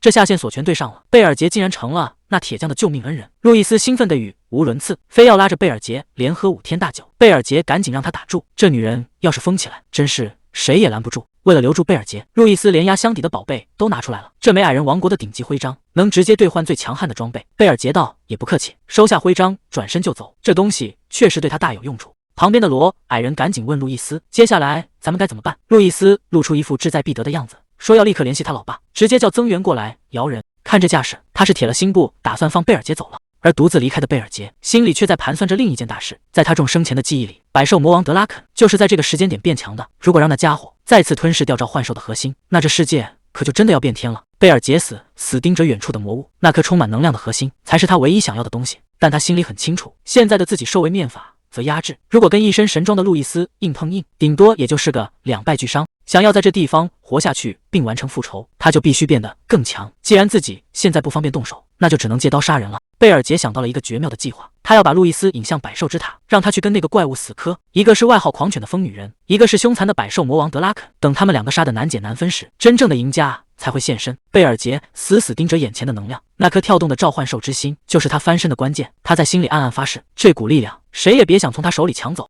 在融合了魔力幻影后，这座魔王塔终于迎来了史诗级加强，不仅能远程操控，甚至还能跨空间传送物资。这下真的要起飞了。贝尔杰把塔交给戈登看管，自己则准备去处理别的事。临走前，他还没忘给尔南公主送份大礼，这可是最顶级的塞尼尔粉末，专门用来契约高阶精灵的宝贝，普通人想见都见不到。尔南看到东西都傻眼了，这品质怕不是把人家王国的国库给端了吧？贝尔杰的计划远不止于此，他把抓来的疯公主关在4楼，还专门交代戈登要没日没夜的教他剑术。这哪是关押，简直是在培养顶级打工人。疯公主还放狠话要让他后悔，结果被戈登一句话就给怼了回去。紧接着，贝尔杰又砸下重金，在1楼安了个地狱锻造炉，这可是矮人族梦寐以求的神器。罗杰看到这宝贝，眼珠子都快瞪出来了，一边狂笑一边表忠心，恨不得把命都卖给魔王。不仅家里在升级，外面的势力也没落下。普尔兽人的3个部落已经被彻底统一，魔王军的规模现在直接翻了1倍。现在的兽人军团已经强到能横扫整片雪山了。贝尔杰非常满意，这支王牌部队总算练成了。他交代戈登看好家，自己则利用魔王塔的远程功能，在外面一边办事一边指挥，这简直就是开了全图挂。刚处理完手头的活，他又马不停蹄地联系了西兰，这时间点掐得刚刚好，看来新计划又要开始了。与此同时，大后方也传来了好消息，金月商会已经被彻底拿下，现在全权交给阿曼接管。有了这股财力支持，贝尔杰的势力总算完成了最后的拼图。既然金月商会已经到手，贝尔杰立刻下达了第二个指令，他要让格拉纳达动用所有资金，把全大陆的精灵奴隶全部买下来。这手笔大的让西兰都愣住了。但这还没完，贝尔杰还打算往商会里塞个人，一个叫杰托森的职业骗子。西兰完全搞不懂魔王在想什么，为什么要用这种人？贝尔杰冷笑着说：“这家伙连顶级权贵都敢骗，绝对是个不可多得的人才。至于怎么让他乖乖听话，贝尔杰早就把他的底细摸透了。要是这家伙1个月内没去报道，那他的死期也就到了。”这下骗子杰托森彻底老实了，连大气都不敢喘一下。另一边，格拉纳达在接到消息后，简直不敢相信自己的耳朵，魔王竟然真的要砸重金，把所有流落在外的精灵族人都买回来。这对手下的族人来说，简直就是天大的恩赐。格拉纳达没有半点犹豫，立刻答应了下来。他现在就在训练场，准备以最快的速度把散落在各地的族人全部召集起来。看来贝尔杰的魔王军又要迎来一波史诗级的加强了。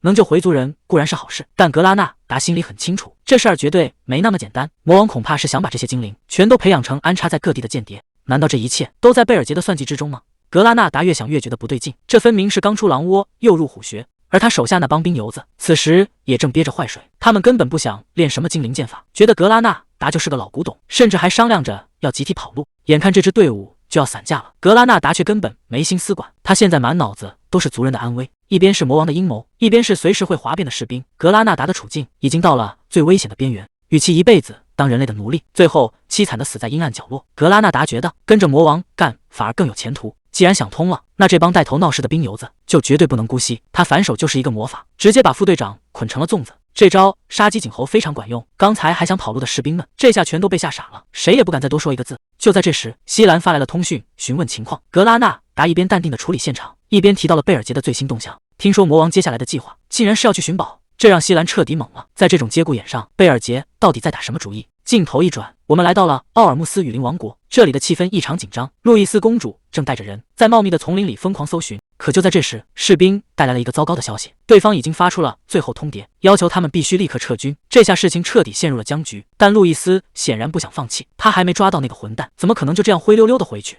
哪怕搜遍整个雨林，他也要跟对方死磕到底。士兵无奈地表示，能找的地方都已经找遍了，可路易斯却死盯着远方，因为还有一个地方是他们绝对不敢踏入的禁地，那就是传说中的万寿山。路易斯这回是真的疯了，为了抓人，他竟然打算去闯那个鬼地方。士兵都要吓尿了，拼命劝路易斯别再往前走，因为前面可是百兽魔王的领地，进去了基本就是九死一生。可路易斯根本没在怕的，他觉得矮人王室的身份就是最好的免死金牌，谁要是敢动他一根汗毛，那就是跟全世界的强国过不去。毕竟矮人掌握着军火命脉，要是把他们给惹毛了，直接断了各国的武器供应，那后果谁也承担不起。200年前就有个不长眼的魔王，因为动了矮人王子被直接灭了团。士兵还想垂死挣扎一下，觉得罗杰可能根本不在这儿，咱们没必要为了个骗子去送命。路易斯根本不听任何借口，直接下达了死命令，谁要是再敢磨磨唧唧，他就先亲手拧掉谁的脑袋。这下没人敢再废话了，只能硬着头皮跟着这位疯子公主闯进禁地。魔王德拉肯这下坐不住了，手下急匆匆跑来报信，说矮人王国的路易斯公主正带着人马朝万寿山杀过来。德拉肯听完当场就懵了，这个疯公主早不来晚不来，偏偏在他挖掘宝贝的关键时刻突然跑来横插一杠子。原来德拉肯在火山底下藏了一个天大的秘密，那是他准备用来翻身的纯净魔力，只要能顺利吸收掉，他就能成为最强的存在。现在挖掘工作已经到了最后阶段，这可是他的命根子，绝对不能让路易斯靠近半步，否则这么多年的心血就全白费了。可麻烦的是，路易斯的身份实在太特殊，德拉肯只能咬着牙下死命令，必须拦住他，但绝对不能伤了这位小祖宗。这下可把手下给难住了，既要挡住一个疯子，还不能动他一根汗毛，这仗到底该怎么打？带路的兽儿小妹直接吓妈了，支支吾吾地说这事儿办不成。路易斯一听火气腾的就上来了，还没等他发作，一个不速之客挡住了去路。奥尔穆斯的二王子马克思带着人马大摇大摆地现身了，他一开口就火药味十足，直截了当地问路易斯是不是真的活腻了。马克思摆出一副公事公办的样子，提醒这里可是魔王的领地，王宫早就下过禁令，要是这位娇生惯养的公主死在魔族手里，那麻烦可就大了。他脸上挂着阴阳怪气的笑，显然是想把路易斯吓回去，可他还是太小看这位矮人公主了。路易斯根本不吃这一套，甚至觉得对方是在讲笑话，就凭那些魔族也敢动他。他指着马克思的鼻子，让他赶紧滚开，在抓到罗杰那个混蛋之前，谁也别想让他挪窝。马克思终于不装了，他露出一副阴险的嘴脸，当面嘲笑矮人族实在是太蠢了。他随口讲了一段黑历史，200年前那场大战，有个紧挨着魔王城的小国家，就是靠着给勇者卖军火发了横财，最后竟然直接吞并周边，变成了帝国。马克思的话里藏着刀子，他直截了当地告诉路易斯，如果你今天死在魔王手里，那历史就会重演，你的死刚好能给奥尔穆斯王国一个借口，让他们踩着矮人族的尸体去换取数不尽的财富和地盘。这番话简直杀人诛心。路易斯气得牙根发痒，死死盯着眼前这个卑鄙的小人。马克思这下彻底疯了，他狂笑着挥舞长矛，下令要把眼前的矮人全部杀光。在他眼里，这些人的命就是王国的垫脚石。路易斯被重重包围在盾阵里，可这位公主根本没打算认怂，她抡起巨斧，破口大骂：“谁敢上来送死，尽管试试！”远处的魔王德拉肯收到消息，整个人都麻了。他一眼就看穿了马克思的诡计，这群混蛋是想在魔王岭的杀了公主，然后把这口黑锅扣在他头上。德拉肯心里很清楚，一旦路易斯死在这里，矮人族绝对会发疯报复，到时候200年前那种世界大战恐怕又要重演了。这已经不是救不救人的问题了，要是让马克思得逞，整个魔族都要跟着彻底玩完。德拉肯这下是真的坐不住了，他直接下达了死命令，让手下的魔物大军全线出击，目标只有一个，那就是不惜一切代价把路易斯公主给救下来。那这口黑锅他可背不起。狼人部队像潮水一样冲进战场，原本胜券在握的奥尔穆斯士兵瞬间被打了个措手不及，惨叫声响彻了整片森林。马克思的如意算盘彻底落空，战场局面瞬间反转，双方都已经杀红了眼。就在这一片混乱中，路易斯成了唯一的救命稻草，能不能阻止这场世界大战，全看这帮魔物能不能抢在前面，把公主从刀口下救出来了。战场局势瞬间崩了，手下拼了命地大喊：地形对敌人太有利了，硬碰硬根本没有胜算。他想带人杀出一条血路，让路易斯赶紧逃走。可路易斯这脾气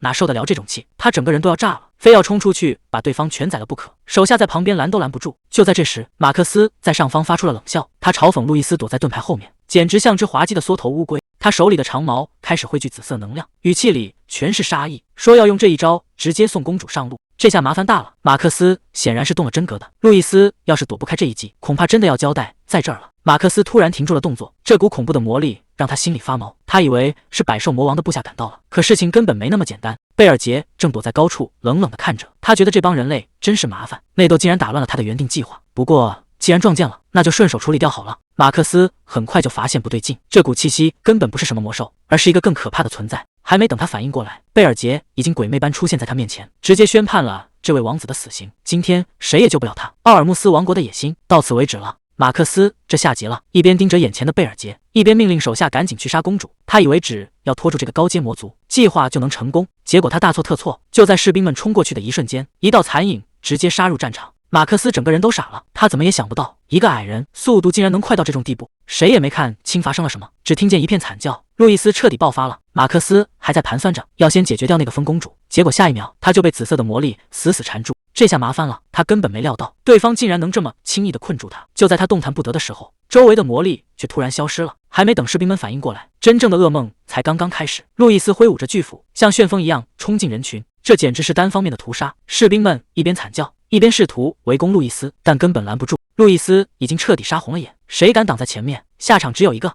路易斯彻底爆发了，既然是你们先动的手，那就全都去给马克思陪葬吧。面对这股恐怖的杀气，士兵们只能拼命架起盾牌，死死守住防线。就在战场打得不可开交时，贝尔杰正躲在暗处，冷冷地看着这一切。在他眼里，马克思这种级别的对手可没那么容易死掉，事情远没有看上去那么简单。贝尔杰嘴角露出一丝冷笑，他已经布好了局，就等着猎物上钩。百兽魔王德拉肯，该你出场了。画面一转，时间回到了5分钟前。原来这一切的混乱早就在计划之中。万兽之塔上空突然爆发出一股极其恐怖的魔力，这股气息让整座塔都陷入了动荡。德拉肯猛地睁开眼，这绝对不是他手下的力量，而是有其他魔王竟敢公然入侵他的领地。手下的女官也慌了，这种级别的魔鸦起码是高阶魔族，甚至更强，事情显然没那么简单。德拉肯冷哼一声，矮人公主和马克思正打得不可开交，偏偏这时候有外敌入侵，这时间点掐得也太准了，这背后肯定有猫腻。德拉肯坐不住了，他要亲自去看看到底是谁在背后玩这种阴招。手下带回的消息让德拉肯整个人都僵住了。听说公主被奥尔穆斯士兵包围，他脑子里瞬间闪过一个恐怖的念头，如果200年前的那场噩梦再次重演的话，那种级别的破坏力，这世上根本没人能拦得住。可接下来的话却让局面彻底反转。手下委屈的解释说，他们本来是想去救人的，结果根本插不上手。路易斯一个人在战场上横冲直撞，那哪是战斗，简直就是单方面的屠杀。士兵们的惨叫声响彻荒野，连去支援的魔族都被他顺手给揍了。德拉肯气得破口大骂，这种情报简直让他脑壳疼，明明是去救人的，结果自己人反而被打得鼻青脸肿，这下全乱套了。那个二王子马克思现在的下场恐怕更惨。马克思王子被杀的消息传回，德拉肯看着剩下的奥尔穆斯战士，陷入了沉思。要是现在把这帮人全宰了，杀害王子的罪名肯定会扣在自己头上，这口黑锅他可绝对不背。这些矮人真是会找麻烦。虽然奥尔穆斯只是个小国，但要是真疯起来报复，局面也会变得非常棘手。德拉肯冷声下令，把这些俘虏全都放了，让他们活着回去，把真相原本地告诉全世界，证明人不是魔王杀的。处理完这些琐事，德拉肯最关心的还是那个潜入领地的神秘魔族。可手下这帮废物，竟然到现在连个影子都没摸着。德拉肯气得破口大骂，既然指望不上这帮蠢货，那就只能自己动手了。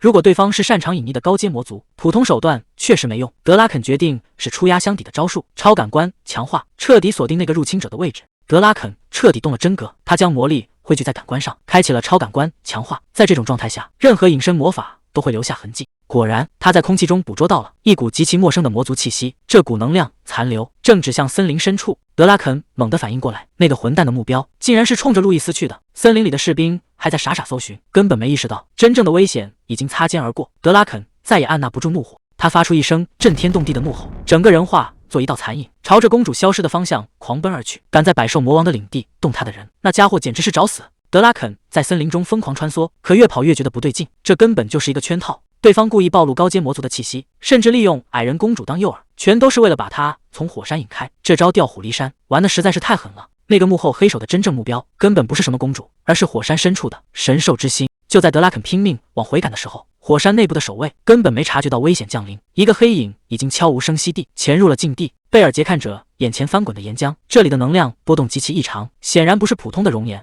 神兽的力量已经近在咫尺，就算强如德拉肯也没法直接跳进这滚烫的岩浆，所以这帮人才在这里偷偷施工，想把岩浆彻底排干，真是够费劲的。不过这些麻烦事贝尔杰根本不在乎，因为他身上流淌着黑岩龙的血脉，这种程度的高温对他来说就像洗澡水一样。就在他准备深入禁地时，远处的虎头守卫竟然察觉到了他的气息，守卫还没来得及发出警报，贝尔杰已经瞬间移动到了跟前，那股恐怖的魔王威压让对方当场瘫软。守卫瞪大眼睛，终于认出了眼前这个男人的身份，可还没等他求饶的话说完，一切就已经结束了。贝尔杰冷笑一声，直接拽住守卫的脖子，既然被发现了，那就干脆一起下去待着吧。守卫还没来得及挣扎，就被拖进了滚烫的岩浆，在一阵惨叫声中，瞬间化为了灰烬。贝尔杰在火海中闲庭信步，他终于想通了，德拉肯那个混蛋为什么会有那么恐怖的再生能力？在前世，德拉肯一定是吸收了神兽之心，而且那根本不是普通的魔物，而是传说中能涅槃重生的不死鸟凤凰。难怪那家伙怎么打都死不了，原来是把凤凰的尸体给吞了。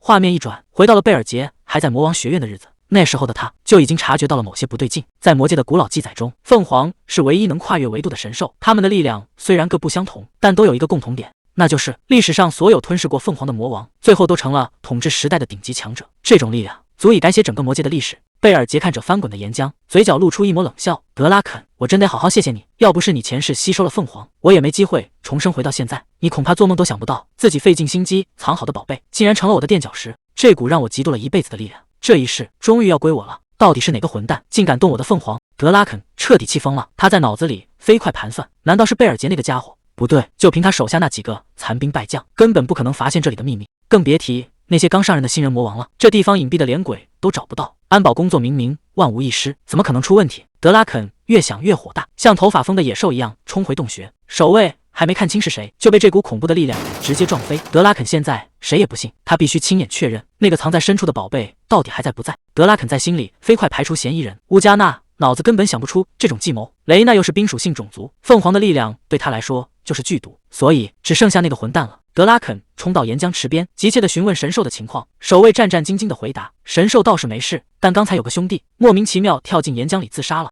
什么？德拉肯听到这话，整个人都炸了。他疯狂咆哮着，让人把那个守卫捞上来，因为他很清楚，那根本不是什么自杀。那个混蛋竟然想利用这种方式潜入岩浆，去抢夺他的凤凰。德拉肯彻底失控了，要是凤凰被抢走，他的一切就全完了。随着一声惊天动地的巨响，整个魔界都跟着颤抖起来。这股恐怖的能量波动瞬间传遍了每一个角落。远方的旅行者停下了脚步，王城里的骑士们纷纷抬头看向天际，感应到了这股不寻常的气息。所有人都很清楚，这下真的要变天了。这种级别的力量爆发，意味着那个尘封已久的秘密终于被人强行揭开了，局面已经彻底失控。德拉肯看着空空如也的岩浆池，发出了撕心裂肺的咆哮。他守了这么多年的宝贝，竟然真的被人当面抢走了。他对着天空疯狂咒骂，恨不得把那个小偷碎尸万段。但现在说什么都晚了，他守了一辈子的基业，全都在这火海中化为乌有。这是哪？贝尔杰一睁眼，发现自己竟然躺在森林里。本来想收走凤凰的尸体，结果还没来得及反应，那股庞大的魔力就直接钻进了身体里。紧接起火山爆发，整个人都被炸飞了。堂堂一个魔王，怎么会落到这种地步？更离谱的是，这群野生动物是怎么回事？全都围过来干什么？贝尔杰没好气地说：“都给我滚远点！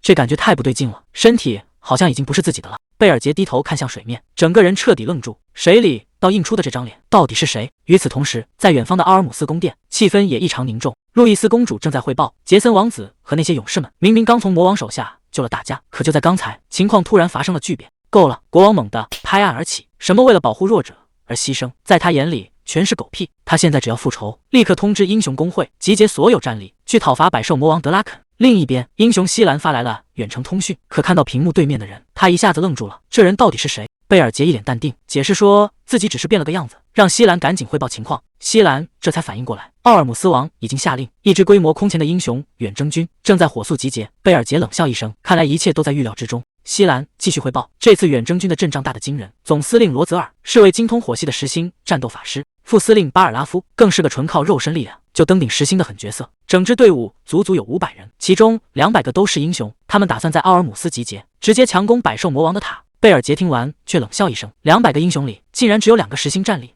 这比例太不对劲了。看来人类那边有人根本不想让百兽魔王死，他们只是在幕后操纵，想利用这场战争达到别的目的。贝尔杰盯着远方，原来是这样。在人类眼里，魔王塔根本不是什么威胁，而是一座装满财宝的金矿，甚至连魔族的尸体都是价值连城的魔法材料。那些靠魔王塔发财的人根本不希望这棵摇钱树倒下。他当即下令让西兰加入这次远征军，并承诺会把百兽魔王的弱点告诉他，但有一个条件，百兽魔王必须死在西兰手里，而且力量也要由他吸收。贝尔杰的计划很简单，一个亲手斩杀2任魔王的英雄将会获得人类绝对的信任。西兰听完却笑了，他反问贝尔杰，如果我变得更强，你确定还能控制得住我吗？面对西兰的挑衅，贝尔杰只是冷冷地回了一句，你觉得吸收2个魔王的力量就真的够跟我打了吗？他懒得再废话，直接切断了通讯。就在这时，部下戈登发来了紧急联络。可尴尬的是，贝尔杰现在这副人类模样，连戈登一下子都没认出来，还以为是哪来的陌生人。贝尔杰没时间解释，亮明身份后，让戈登赶紧说正事。戈登语气急促地汇报，百兽魔王塔那边刚刚发出了最高级别的紧急召唤。贝尔杰这下彻底坐不住了，德拉肯那个级别的怪物竟然也会主动求援，看来百兽魔王塔那边是真的出大事了。百兽魔王塔内气氛压抑得让人喘不过气，德拉肯已经彻底失去了耐心，他觉得贝尔杰迟迟不露面是在暗中权衡利弊。德拉肯的疑心病越来越重，他甚至放出狠话，如果贝尔杰再不出现，就直接把他当成叛徒处理。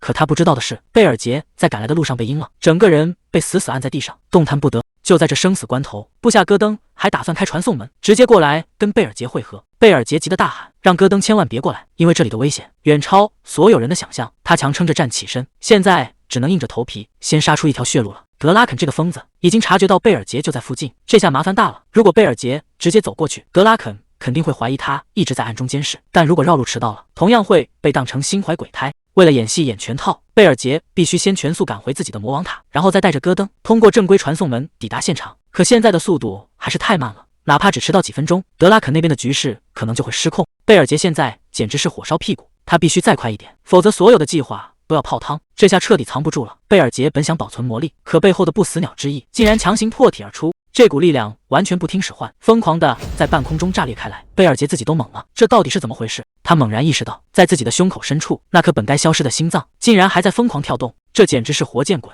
原来这玩意儿一直都活着，刚才那些怪异的现象全是因为他在作祟。这股力量太疯狂了，贝尔杰根本刹不住车，他整个人被强行拽向高空，速度快到离谱。他拼命想要停下来，可身体完全不听使唤，这种速度已经超出了极限，简直就是要命。就在这一瞬间，他像陨石一样狠狠砸向地面，伴随着震天动地的巨响，整个地面都被撞得粉碎。这下真的要出大事了，这种强度的硬着陆，谁都不知道他还能不能站起来。虽然这下硬着陆摔得不轻，但好在贝尔杰还是赶到了，只是体内的不死鸟力量现在就像个控制不住的定时炸弹。他很清楚，在彻底驯服这股力量之前，绝对不能再乱来，否则下次可能就没这么走运了。贝尔杰一刻也不敢耽搁，立刻联系部下戈登，让他赶紧下来会合，他们必须马不停蹄地赶往百兽魔王塔。与此同时，在遥远的奥尔姆斯，人群中突然爆发出一阵骚动，所有人都在议论一个名字，那个5岁就觉醒了全部魔法，被称为魔塔偶像的天才少女罗泽尔，竟然亲自现身了，看来这地方也要变天了。谁能想到，这位被捧上天的魔塔偶像罗泽尔，私底下竟然是个超级毒蛇。面对热情的粉丝，他开口第一句话就是让他们滚远点。这群粉丝也是没救了，被骂了不仅不生气，反而觉得这是莫大的荣幸，甚至还说这辈子都不洗耳朵了。罗泽尔看着这群人，心里只有嫌弃，指望这帮垃圾去通关魔塔，简直就是白日做梦。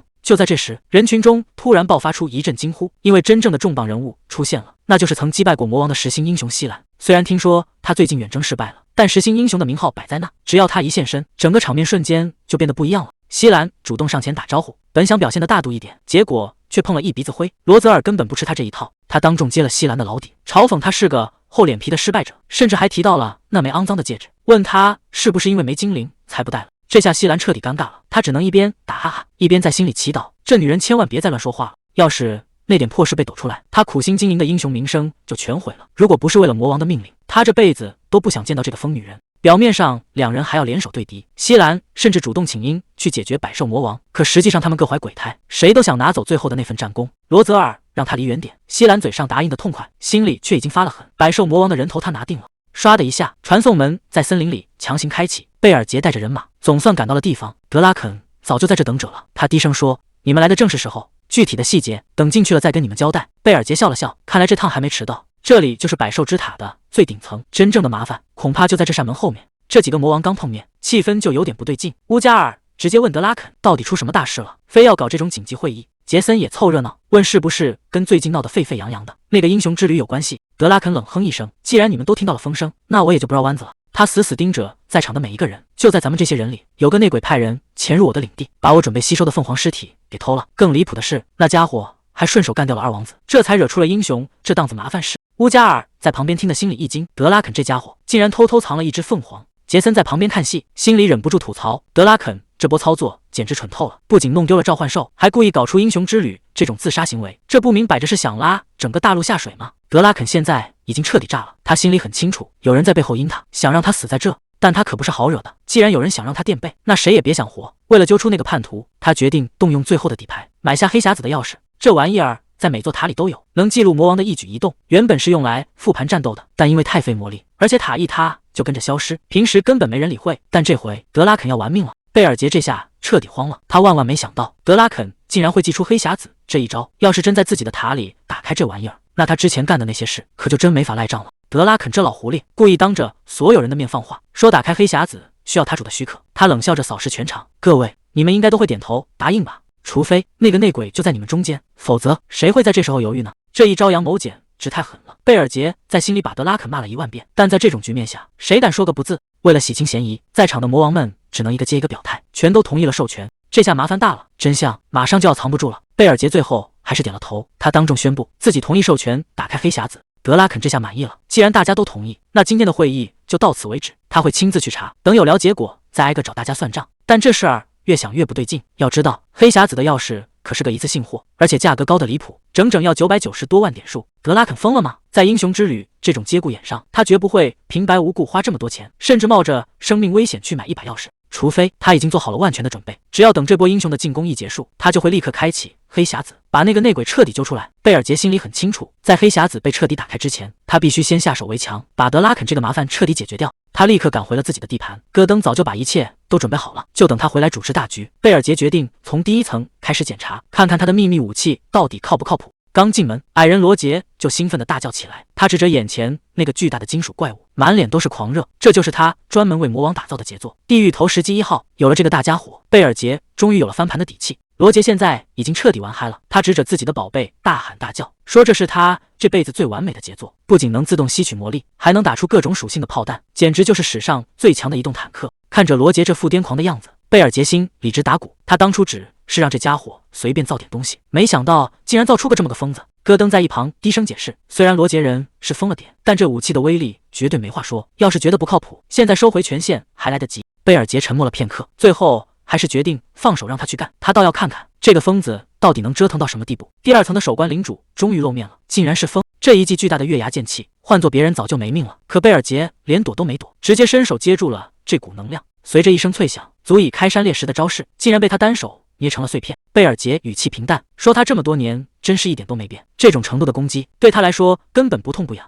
风彻底被激怒了，他重新握紧长剑，风拼尽全力的一击，在贝尔杰面前就像纸糊的一样，瞬间崩碎成了漫天残渣。贝尔杰从光影中走出来，语气里满是不屑。他说风确实进步了一点点，但想要挑战他，还得再回去多练几年。风整个人都傻了，他怎么也没想到自己引以为傲的绝招竟然被对方这么轻易就化解了。这根本不是一个量级的较量，实力的绝对差距让他第一次感到了绝望。随着一声巨响，整座高塔都跟着剧烈颤抖起来。战斗刚结束，贝尔杰就发现了不对劲，风公主怎么会出现在第2层？戈登赶紧在一旁解释，说是因为第4层的尔南公主正在准备一场大规模的召唤仪式，为了安全起见，才临时把人挪到了这里。召唤仪式，贝尔杰心里咯噔一下，这小丫头又要搞什么名堂？此时的第4层已经乱成了一锅粥，到处都是乱跑的史莱姆和魔法材料。尔南公主正站在法阵中央，全力引导着庞大的魔力。看这架势，她这次憋的大招绝对非同小可。法阵的光芒已经覆盖了整个大厅，真正的麻烦恐怕马上就要被召唤出来了。尔南这次是真的拼了，他竟然用自己的鲜血作为媒介，向远古的水之灵发起祈祷。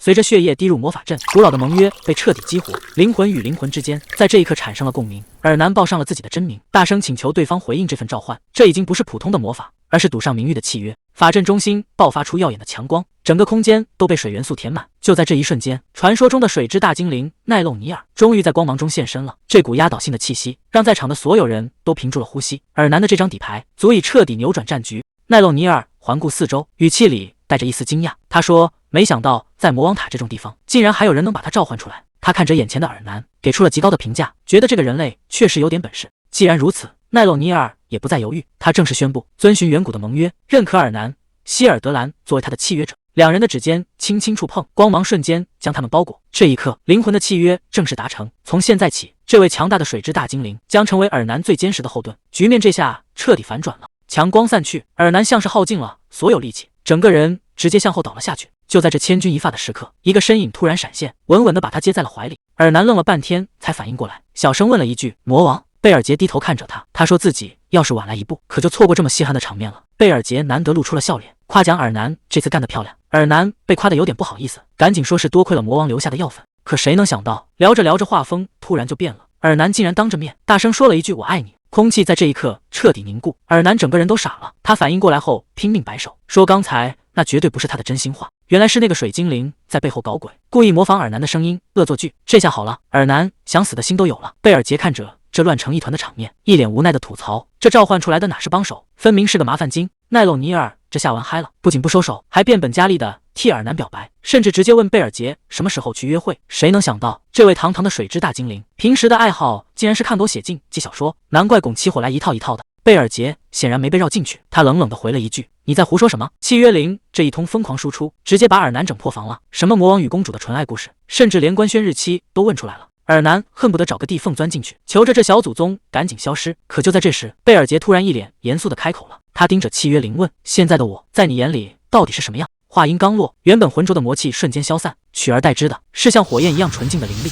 这下连契约灵都看傻了，明明刚才还是个大魔王，怎么一转眼竟然变成了最纯正的精灵？贝尔杰看着自己的双手，这股伪装的力量简直完美，连高阶精灵都能瞒过去，那其他的魔王和英雄肯定也发现不了他的真身。他嘴角微微上扬，既然没人能看穿，那所谓的百兽魔王德拉肯，他完全可以亲自动手解决掉。一旁的尔南听得整个人都傻了，这可是魔王要杀魔王，事情的发展已经完全超出了他的想象。消息传回大本营，戈登隔着屏幕直接炸毛了，他对着贝尔杰疯狂咆哮，问他是不是认真的。这下麻烦大了，原本只是想低调行事，结果这帮人竟然打算直接去端了人家的老窝。戈登现在整个人都要疯了，他活了这么久，还没见过哪个魔王会火急火燎的跑去杀另一个魔王。可贝尔杰根本不当回事，随口丢下一句去杀德拉肯，转身就要走，这态度简直把戈登气的原地爆炸。这哪是解释，这分明是去送命。要是让其他魔王知道贝尔杰的计划，整个魔界都要翻天了。但贝尔杰心里很清楚，如果不在德拉肯打开黑匣子之前彻底解决掉那个家伙，那最后完蛋的人就是自己。道理虽然大家都懂，可现在的局面还是太危险了。毕竟贝尔杰现在的身体还没法完全掌控那股恐怖的次元能量，这种能量就像一个巨大的黑洞，会排斥一切外来者，一旦失控，后果根本没人能承担得起。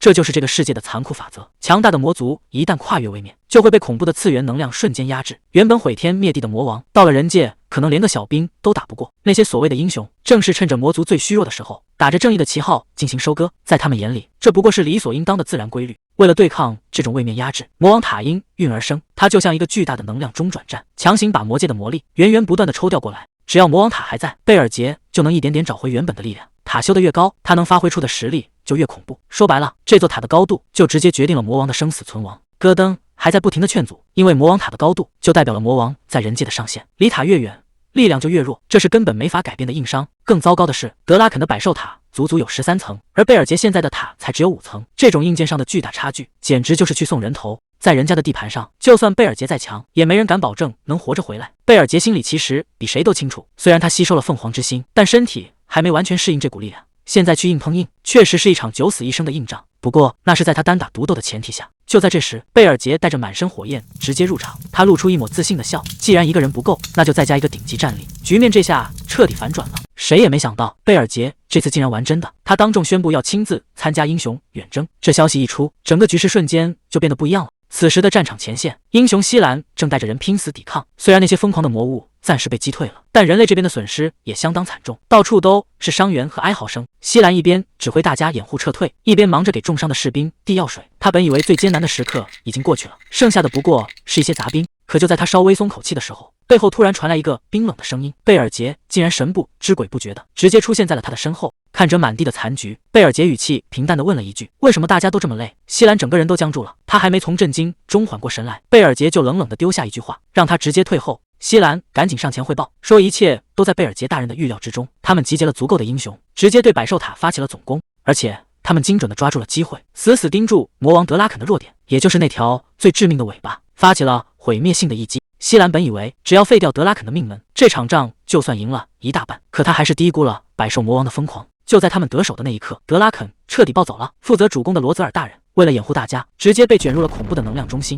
虽然魔王确实被削弱了，但罗泽尔也因此受了重伤。现在的局面已经完全失控了。西兰的声音都在发抖，他说大家已经尽力了，但在那种怪物面前，除了撤退根本没有别的选择。这场筹备已久的英雄远征最终还是彻底失败了。人类不仅没能讨伐魔王，反而付出了惨痛的代价。听完这些，贝尔杰脸上的笑意却越来越浓。他终于看清了现在的局势。作为这次行动的幕后推手，他不仅没捞到好处，反而把百兽魔王德拉肯彻底惹毛了。远在后方的贝尔杰也反应过来了，这下麻烦大了。德拉肯的怒火肯定会发泄在他们头上，这已经不是输赢的问题，而是他彻底要完蛋了。贝尔杰倒是淡定，他甚至还安慰了西兰一句，说虽然输了，但好歹也让对方掉了块肉。西兰分析说，德拉肯现在受了致命伤，必须躲起来疗伤，而且魔族大军也损失惨重。贝尔杰一听，这不就是趁他病要他命的好机会吗？只要在魔王修复百兽塔之前重新集结人马杀回去，局面就能彻底反转。不过贝尔杰很纳闷，既然有计划，那负责保护法师的巴尔拉夫去哪了？关键时刻他怎么掉链子了？就在这时，重伤的罗泽尔撑着身体走了过来，他咬牙切齿地揭开了真相。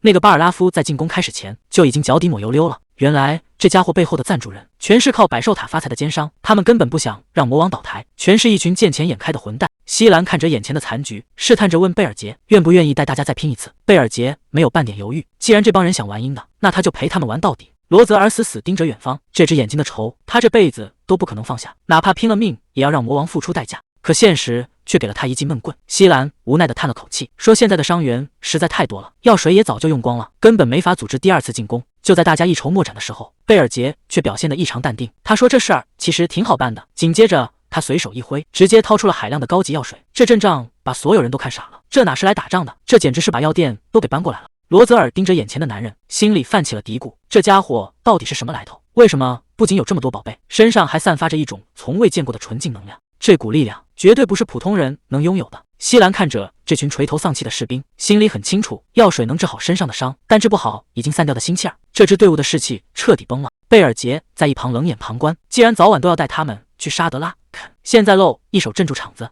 倒也是个不错的选择。他让所有人保持安静，接着随手一挥，一只燃烧起火焰的小鸟跳上指尖。就在这一瞬间，原本昏暗的森林被彻底点亮，一股温暖又强大的能量直接席卷了整个营地。罗泽尔和西兰都看呆了，这种级别的力量，他们甚至闻所未闻。贝尔杰站在漫天火光中，语气平淡却充满威慑力。他说自己就是凤凰的主人，这下谁都不敢再有异议。真正的反攻现在才算正式开始。贝尔杰悬浮在半空中，直接对着所有人摊牌了。他说自己叫佩尔，这次过来没别的目的，就是为了取下百兽魔王的首级。罗泽尔整个人都愣住了，他反复琢磨着凤凰这个词，难道刚才那股遮天蔽日的恐怖能量全都是眼前这个男人释放出来的？他能清晰地感觉到贝尔杰身上散发出的魔力波动，简直强得不讲道理，甚至能和传说中的实心英雄平起平坐。罗泽尔怎么也想不通，这种级别的怪物到底是打哪儿冒出来的？但他心里很清楚，只要能跟着这个男人，这次远征就真的稳了。看着贝尔杰被火焰环绕的背影，所有人心里都冒出了同一个念头，这回是真的有戏了。只要跟着这个男人，哪怕是跟魔王硬碰硬，他们或许真的能赢。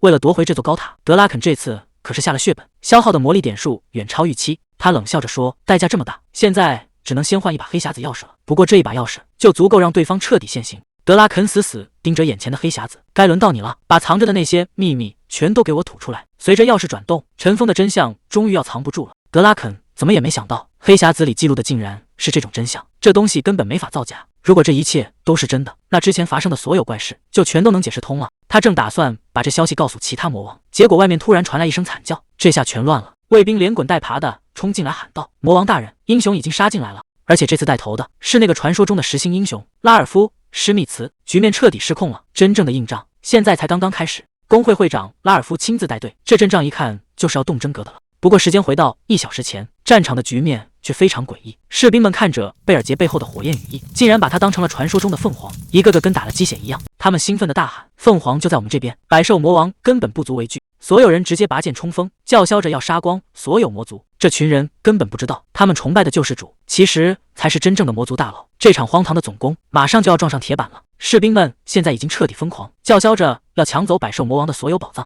贝尔杰在一旁冷眼旁观，士气虽然回来了，但这些普通人根本驾驭不了凤凰的力量。西兰也觉得光靠现在的战力还不够，正商量着要怎么增强防线，结果刚好有个厉害角色主动申请加入。贝尔杰一眼就认出了来的人是谁，这下事情变得有意思了。这位就是传说中的实心英雄拉尔夫·施密茨，号称盾卫里最强的存在。面对疯狂扑过来的狼群，他一个人就成了一座无法逾越的堡垒。这面盾牌一立起来，真正的反攻才算正式开始。作为这次复仇行动的先锋，拉尔夫一个人就顶在了最前面，任凭那些狼妖怎么疯狂撕咬，他手里的金色大盾始终纹丝不动。就在这时，盾牌上的人脸突然亮起红光，这东西果然有古怪。拉尔夫大吼一声，盾牌里爆发出一股恐怖的冲击波，瞬间就把周围的怪物全部震碎。这哪里是盾牌，简直就是一个移动的重型炸弹。魔王军的包围圈被他一个人就给撕开了。拉尔夫·施密茨在所有实心英雄里，他的防御力排在第2位。他手里那面盾牌非常棘手，能反弹受到的所有冲击，谁撞上去谁倒霉。贝尔杰比任何人都清楚这家伙到底有多难对付，因为在贝尔杰的前世，就是这群所谓的英雄联手把他拉下神坛，甚至还当众羞辱他。看着这个老冤家就在眼前，贝尔杰恨不得现在就撕碎他，但理智告诉他，现在还不是报私仇的时候，解决德拉肯才是当务之急。这笔血债迟早要让他翻倍偿还。罗泽尔看着眼前的强援，忍不住开始后悔，要是拉尔夫能早点赶到，远征军根本不会有这么多伤亡。贝尔杰却直接给他泼了盆冷水。有自信是好事，但千万别小看任何一个魔王，因为在临死前，他们一定会亮出最后的底牌。如果德拉肯真的拿到了那把钥匙，那这塔里的魔力就再也没人能压得住了。到时候整个局面都会彻底失控。贝尔杰倒是很期待这一世能不能亲眼见识一下那张底牌。说话间，他们已经来到了百兽塔的最顶层，魔王的房间就在这扇门后面。英雄小队冲进顶层大厅，结果所有人都愣住了，这里竟然一个守卫都没有。上次来还到处都是魔族，怎么现在只剩下魔王一个人了？德拉肯冷笑着看向这群不速之客，在他眼里，这些英雄不过是自寻死路的虫子。他之所以没去管外面的战斗，是因为他一直在憋一个大招。罗泽尔终于察觉到了不对劲，空气中的魔力密度高得吓人，这根本不是正常的能量。原来德拉肯把所有布下的魔力全部强行汇聚到了自己身上，难怪外面一个活口都看不见。德拉肯这是打算用这一击把所有人彻底一锅端。贝尔杰一眼就看穿了，按照魔塔的规矩，顶层本该有最强的怪物守卫，但德拉肯钻了个空子，他把整层楼的魔力全部吸干了，难怪那些守卫全都没影了。德拉肯发出一声狂吼，在他眼里，这群英雄不过是自寻死路的蠢货，他要让所有人彻底消失，连一点痕迹都不会留下。看着德拉肯周身暴涨的气息，贝尔杰立刻提醒众人，他要冲过来了。德拉肯张开血盆大口，积攒已久的毁灭能量瞬间在大厅里炸开，魔王的能量瞬间炸开，整个大厅都被红光吞没，这威力根本不是开玩笑的。大家赶紧撤退，现在冲过去就是送死。贝尔杰却根本听不进去，他觉得魔王还在变强，现在不拼命就没机会了。结果话还没说完，现实就狠狠打了他一脸。这股冲击波强得离谱，直接把冲在前面的几个人全掀翻了，场面瞬间失控，普通士兵连站都站不稳，眼看整支队伍就要被这股能量撕碎。关键时刻还得看拉尔夫，他死死顶住巨大的盾牌，一个人挡下了所有的冲击，这才是真正的顶级盾位。只要他不倒下，大家就还有一线生机。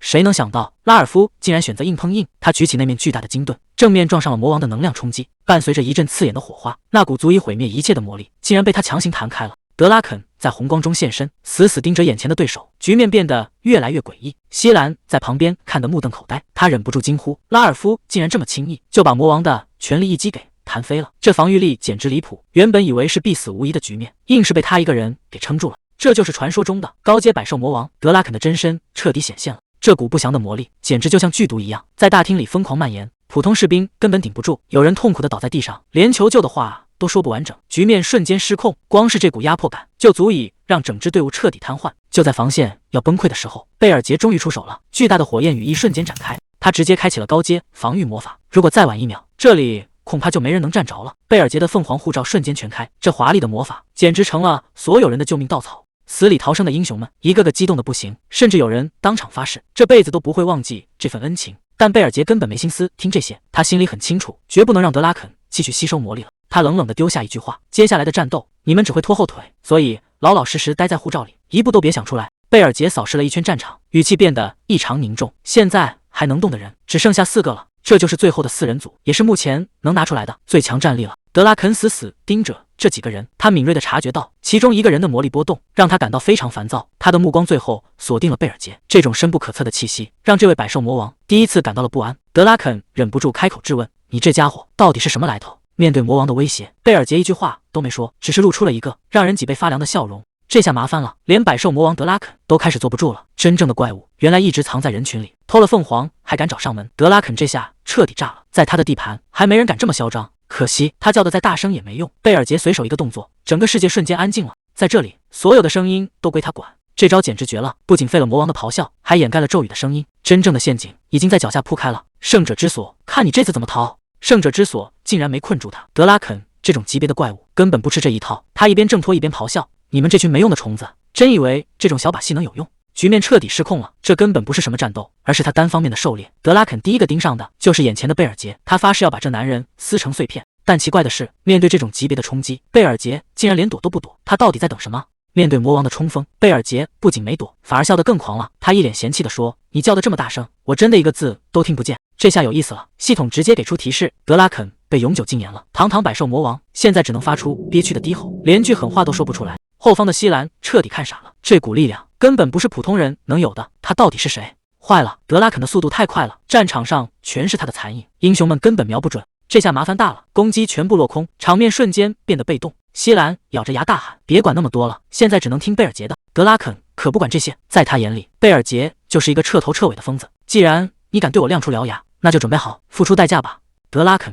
彻底疯了，他咆哮着贝尔杰的名字，发誓不让他活着离开。但这正是贝尔杰想要的。他早就告诉过西兰，对付这种百兽魔王，速度才是唯一的胜算。西兰当时还很担心，就算用上最快的冲刺，恐怕也跟不上魔王的反应。贝尔杰却表现得很淡定，他承诺会在最关键的时刻给出那个致命的信号。就在这时，德拉肯以为自己抓住了机会，大喊着要把贝尔杰撕碎。结果呢？贝尔杰身后的火焰羽翼瞬间炸开，就在德拉肯扑过来的一瞬间，贝尔杰手中突然多了一颗紫色的光球。德拉肯一眼就认了出来，那是阿瑞恩之球，但他根本没放在眼里，觉得这种小玩意儿伤不到他。贝尔杰冷笑着说：这东西确实对你没用，但它能让我的部下瞬间锁定我的位置。德拉肯还没意识到问题的严重性，他觉得贝尔杰是在虚张声势，这附近根本没有援军。结果下一秒，局面彻底反转，一道蓝色的闪电划破长空，西兰已经杀到了身后。德拉肯这下真的要倒霉了。西兰发出一声怒吼，这种被强行定位的滋味让他整个人都要失控了。他警告贝尔杰，以后绝对别再用那一招。德拉肯更是气得破口大骂，他怎么也没想到，堂堂的人类英雄竟然真的甘愿给魔族当小弟。贝尔杰却笑得很灿烂，他甚至还建议德拉肯以后有机会也可以试试，确实挺好用的。当然前提是德拉肯今天能活下来。话音刚落，一道恐怖的雷光贯穿天地，西兰的全力一击直接把德拉肯钉在了地上。可这头老狼竟然还在冷笑，他觉得这种程度的攻击根本算不了什么。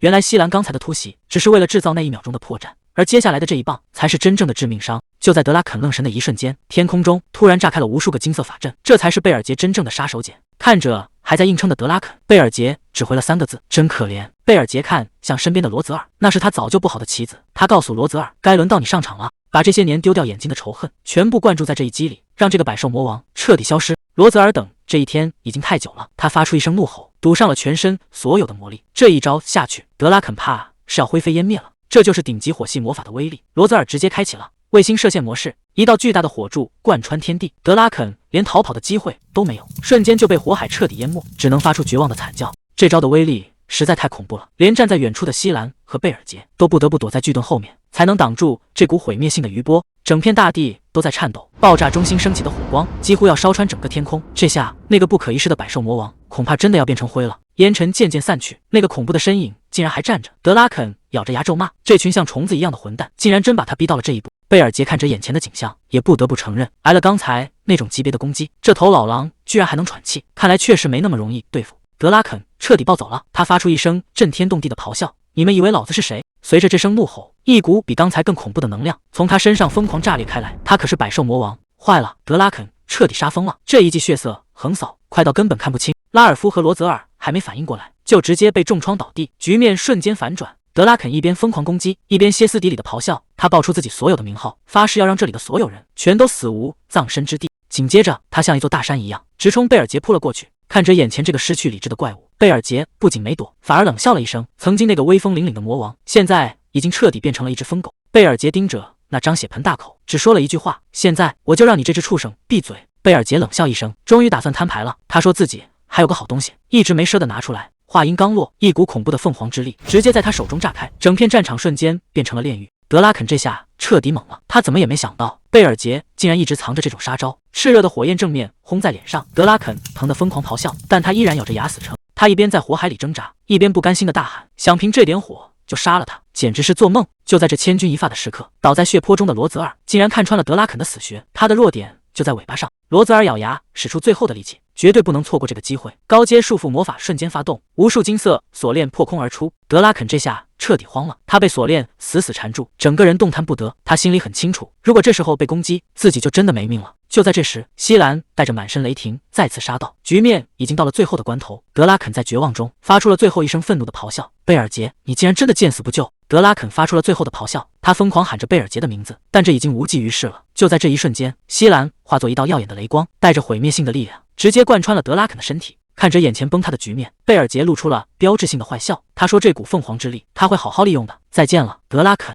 百兽魔王德拉肯，这颗不可一世的首级终究还是落地了。所有人都在欢呼：“西兰大人赢了！他亲手终结了魔王，成了拯救世界的英雄。”这一刻，他就是历史最强的象征。听着排山倒海的欢呼声，西兰心里却在冷笑：再多崇拜我一点吧，这才是他真正想要的。西兰还在做着他的英雄梦，甚至已经开始幻想自己未来的地位。可还没等他高兴太久，整座高塔就开始崩塌，现场瞬间乱成一锅粥。有人在逃命，有人竟然还在趁乱抢财宝。就在这一片混乱中，贝尔杰静静地走到魔王尸体前，看着曾经不可一世的德拉肯，语气里全是冷漠。他说：“像你这种货色，就算再给你一次机会，也是白搭。直到断气的那一刻，你都没发现自己到底输在了哪。”罗泽尔开门见山，直接戳穿了西兰的小算盘：“你从一开始就计划好了吧？故意抢走魔王的首级，好让自己名利双收。”西兰支支吾吾想解释，罗泽尔却根本不想听。这事儿到底怎么回事？大家心里其实都有数。虽然罗泽尔一直觉得不对劲，但看在对方确实拼了命，而且自己也欠了个人情的份上，他决定不再追究。既然你要名声，那魔王的尸体就归我了。西兰哪敢说个不字，只能尴尬的陪笑。就在这时，废墟那边传来了惊叫声，谁也没想到，在魔王塔的残骸里，竟然找到了失踪的王子和公主们。谁能想到，在这一片废墟里，竟然真的找到了失踪的公主阿肯王国的拉维尼亚。大家本以为她是受尽折磨，结果一问原因，所有人差点当场气晕过去。这位公主殿下竟然是为了收集制作奇美拉的材料，才大老远跑进魔王塔，甚至还想弄点魔物的肉回去，这简直是疯了！为了这点东西连命都不要。旁边的西兰几个人都看傻了，完全理解不了这姑娘的脑回路。罗泽尔却察觉到了不对劲，他盯着拉维尼亚问：“百兽魔王到底对你做了什么？”拉维尼亚只说了2个词：金钱和魔物。罗泽尔瞬间明白了，原来这位公主竟然和魔王做了一场交易。贝尔杰这下全明白了，难怪德拉肯生前那么有钱，原来这位公主就是他的金主妈妈。用大笔的赏金换取魔物来搞他那些疯狂研究，为了研究奇美拉，竟然敢单枪匹马找魔王做买卖。贝尔杰忍不住感叹，这女人不管是前世还是现在，都是个彻头彻尾的疯子。与此同时，在英雄公会的长老会议上，气氛却变得异常凝重。原本被他们掌控的局面，竟然被一个意外给搅黄了。他们费尽心思牵制住顶级英雄，结果半路杀出个程咬金，一个自称是凤凰之主的人，竟然带队攻下了百兽之塔。长老们面面相觑，公会里什么时候出了这号人物？而且对方根本不属于公会，这可是魔王降临以来第一次有人能正面阻止魔王的扩张。这下麻烦了，这个神秘人的出现让整个局势彻底失去了控制。英雄公会的高层坐不住了，他们决定再次收紧套在英雄们脖子上的项圈，而首要任务就是查清那个凤凰之主的底细。画面一转，奥尔姆斯王国的宴会厅里，虽然名义上是庆功宴，但气氛却压抑得让人喘不过气。老国王强撑着身体感谢英雄，虽然救回了王子，但这一战的损失实在太惨重，他根本没心思庆祝，交代完几句就匆匆离场。罗泽尔独自坐在角落，摇晃着手里的酒杯，对他来说，这种虚伪的社交毫无意义，唯一能让他满意的，也就只有这杯酒的味道了。西兰这时候凑了过来，看着罗泽尔这一身华丽的打扮，忍不住开口调侃了几句。罗泽尔冷哼一声：“怎么，你还想在我面前表现一下？”西兰哈哈大笑，在老熟人面前，哪还需要装什么正经人？宴会进行到一半，全场都在找那个神秘的救命恩人，也就是那位佩尔大人。罗泽尔也觉得奇怪，关于凤凰的秘密，他还有一肚子疑问，想找对方确认。就在这时，一直沉默寡言的拉尔夫竟然破天荒的开口称赞了，这下比见到魔王还让人吃惊，大家伙都愣住了，这铁树居然开花了。可惜西兰摊了摊手，告诉大家一个遗憾的消息，那位佩尔大人早就已经悄悄离开了。与此同时，在遥远的埃尔斯特山脉，贝尔杰已经回到了自己的魔王塔，他脱下伪装，变回了那个冷酷的魔王。戈登一边打扫一边试探着问：“您该不会真的把那个百兽魔王给解决了吧？”贝尔杰语气平淡的像是在说一件小事：“杀了，这有什么好大惊小怪的？”戈登这下是真的吓坏了，他怎么也没想到自家魔王居然真的把德拉肯给宰了，这烂摊子以后可怎么收场？贝尔杰倒是淡定的很，他之所以急着赶回来，是因为德拉肯一死，其他魔王肯定会立刻找上门，要是这时候他不在位子上，那嫌疑可就洗不清了。虽然赢了这一仗，但贝尔杰心里一点都不轻松，他盯着自己的手掌，脑子里只有一个念头，那就是自己现在还是太弱了。在他看来，德拉肯虽然使出了压箱底的绝招，但那家伙之前刚被英雄消耗过，根本不是巅峰状态。那一记拼死反击本该直接要了他的命，结果造成的伤害却远低于预期。这种死里逃生的感觉并没有让他感到庆幸，反而让他意识到现在的自己离真正的巅峰还差得太远。贝尔杰刚坐稳，就开始琢磨怎么加强凤凰的力量，还没等他想出个头绪，预料中的联络就找上门了。对方一开口就要求立刻召开魔王会议。贝尔杰故意装糊涂，问怎么这么突然，结果对方抛出了一个重磅炸弹：德拉肯已经死了。听到这个消息，贝尔杰表面上愣住了，一副完全不敢相信的样子，甚至还惊呼出声，这演技简直是影帝级别的。其实他心里比谁都清楚，毕竟人就是他亲手杀的。可还没等他缓过神来，对方又说出了一个更惊人的消息：德拉肯的位置已经被一位新降临的魔王顶替了。这魔王圈子看来是真的要变天了，半天时间就补了位，这新魔王降临的速度快得离谱。贝尔杰心里直犯嘀咕，那个阿凯恩大公难道早就预判了德拉肯的死，提前把人选都准备好了？不过转念一想，反正现场的黑匣子已经毁了，现在是死无对证，只要自己咬死不认，谁也别想把锅扣在他头上。想到这，贝尔杰稳如老狗，大摇大摆地走进了会议大厅。刚一进门，一个粉色头发的女人就盯上了他，语气里带着一丝玩味，问他是不是就是那个大名鼎鼎的贝尔杰。这个女人可不简单，她是血月一族的女王薇薇安·布伦特，也是这次新上任的魔王。面对这种压迫感十足的打招呼，贝尔杰面不改色，直接报上了自己的名号。这新老魔王第一次碰面，空气里全是火药味。阿凯恩这只老狐狸压根不信德拉肯会死得这么容易，他断定这里面肯定有猫腻，甚至直接下令要派人死死盯着贝尔杰。薇薇安也在一旁煽风点火，直言如果魔王里出了叛徒，那贝尔杰绝对是头号嫌疑人。可他心里想的却是另一回事，在他眼里，贝尔杰这种浑身带刺的性格，其实最容易被看穿，也最好操控。他甚至已经开始盘算要怎么把这个男人玩弄于股掌之间。随着阿凯恩宣布会议开始，大厅里的气氛降到了冰点。薇薇安饶有兴致地观察着一切，这场魔王之间的博弈比他想象中还要有趣得多。薇薇安对调查死因一点兴趣都没有，他觉得比起那个死掉的倒霉蛋，眼前这个男人显然更有意思。他径直走到贝尔杰面前坐下，眼神里全是挑逗。他很好奇，到底是多厉害的狠角色，能把整个魔界搅得天翻地覆。看着贝尔杰那张冷峻的脸，薇薇安甚至直接发出了邀请，夸他长得帅，问他今晚有没有空。这明摆着是在当众调情，可贝尔杰根本不吃这一套。他冷冷地拍开那只伸过来的手，只回了3个字：别碰我。这下轮到这位新魔王吃瘪了，场面一度非常尴尬。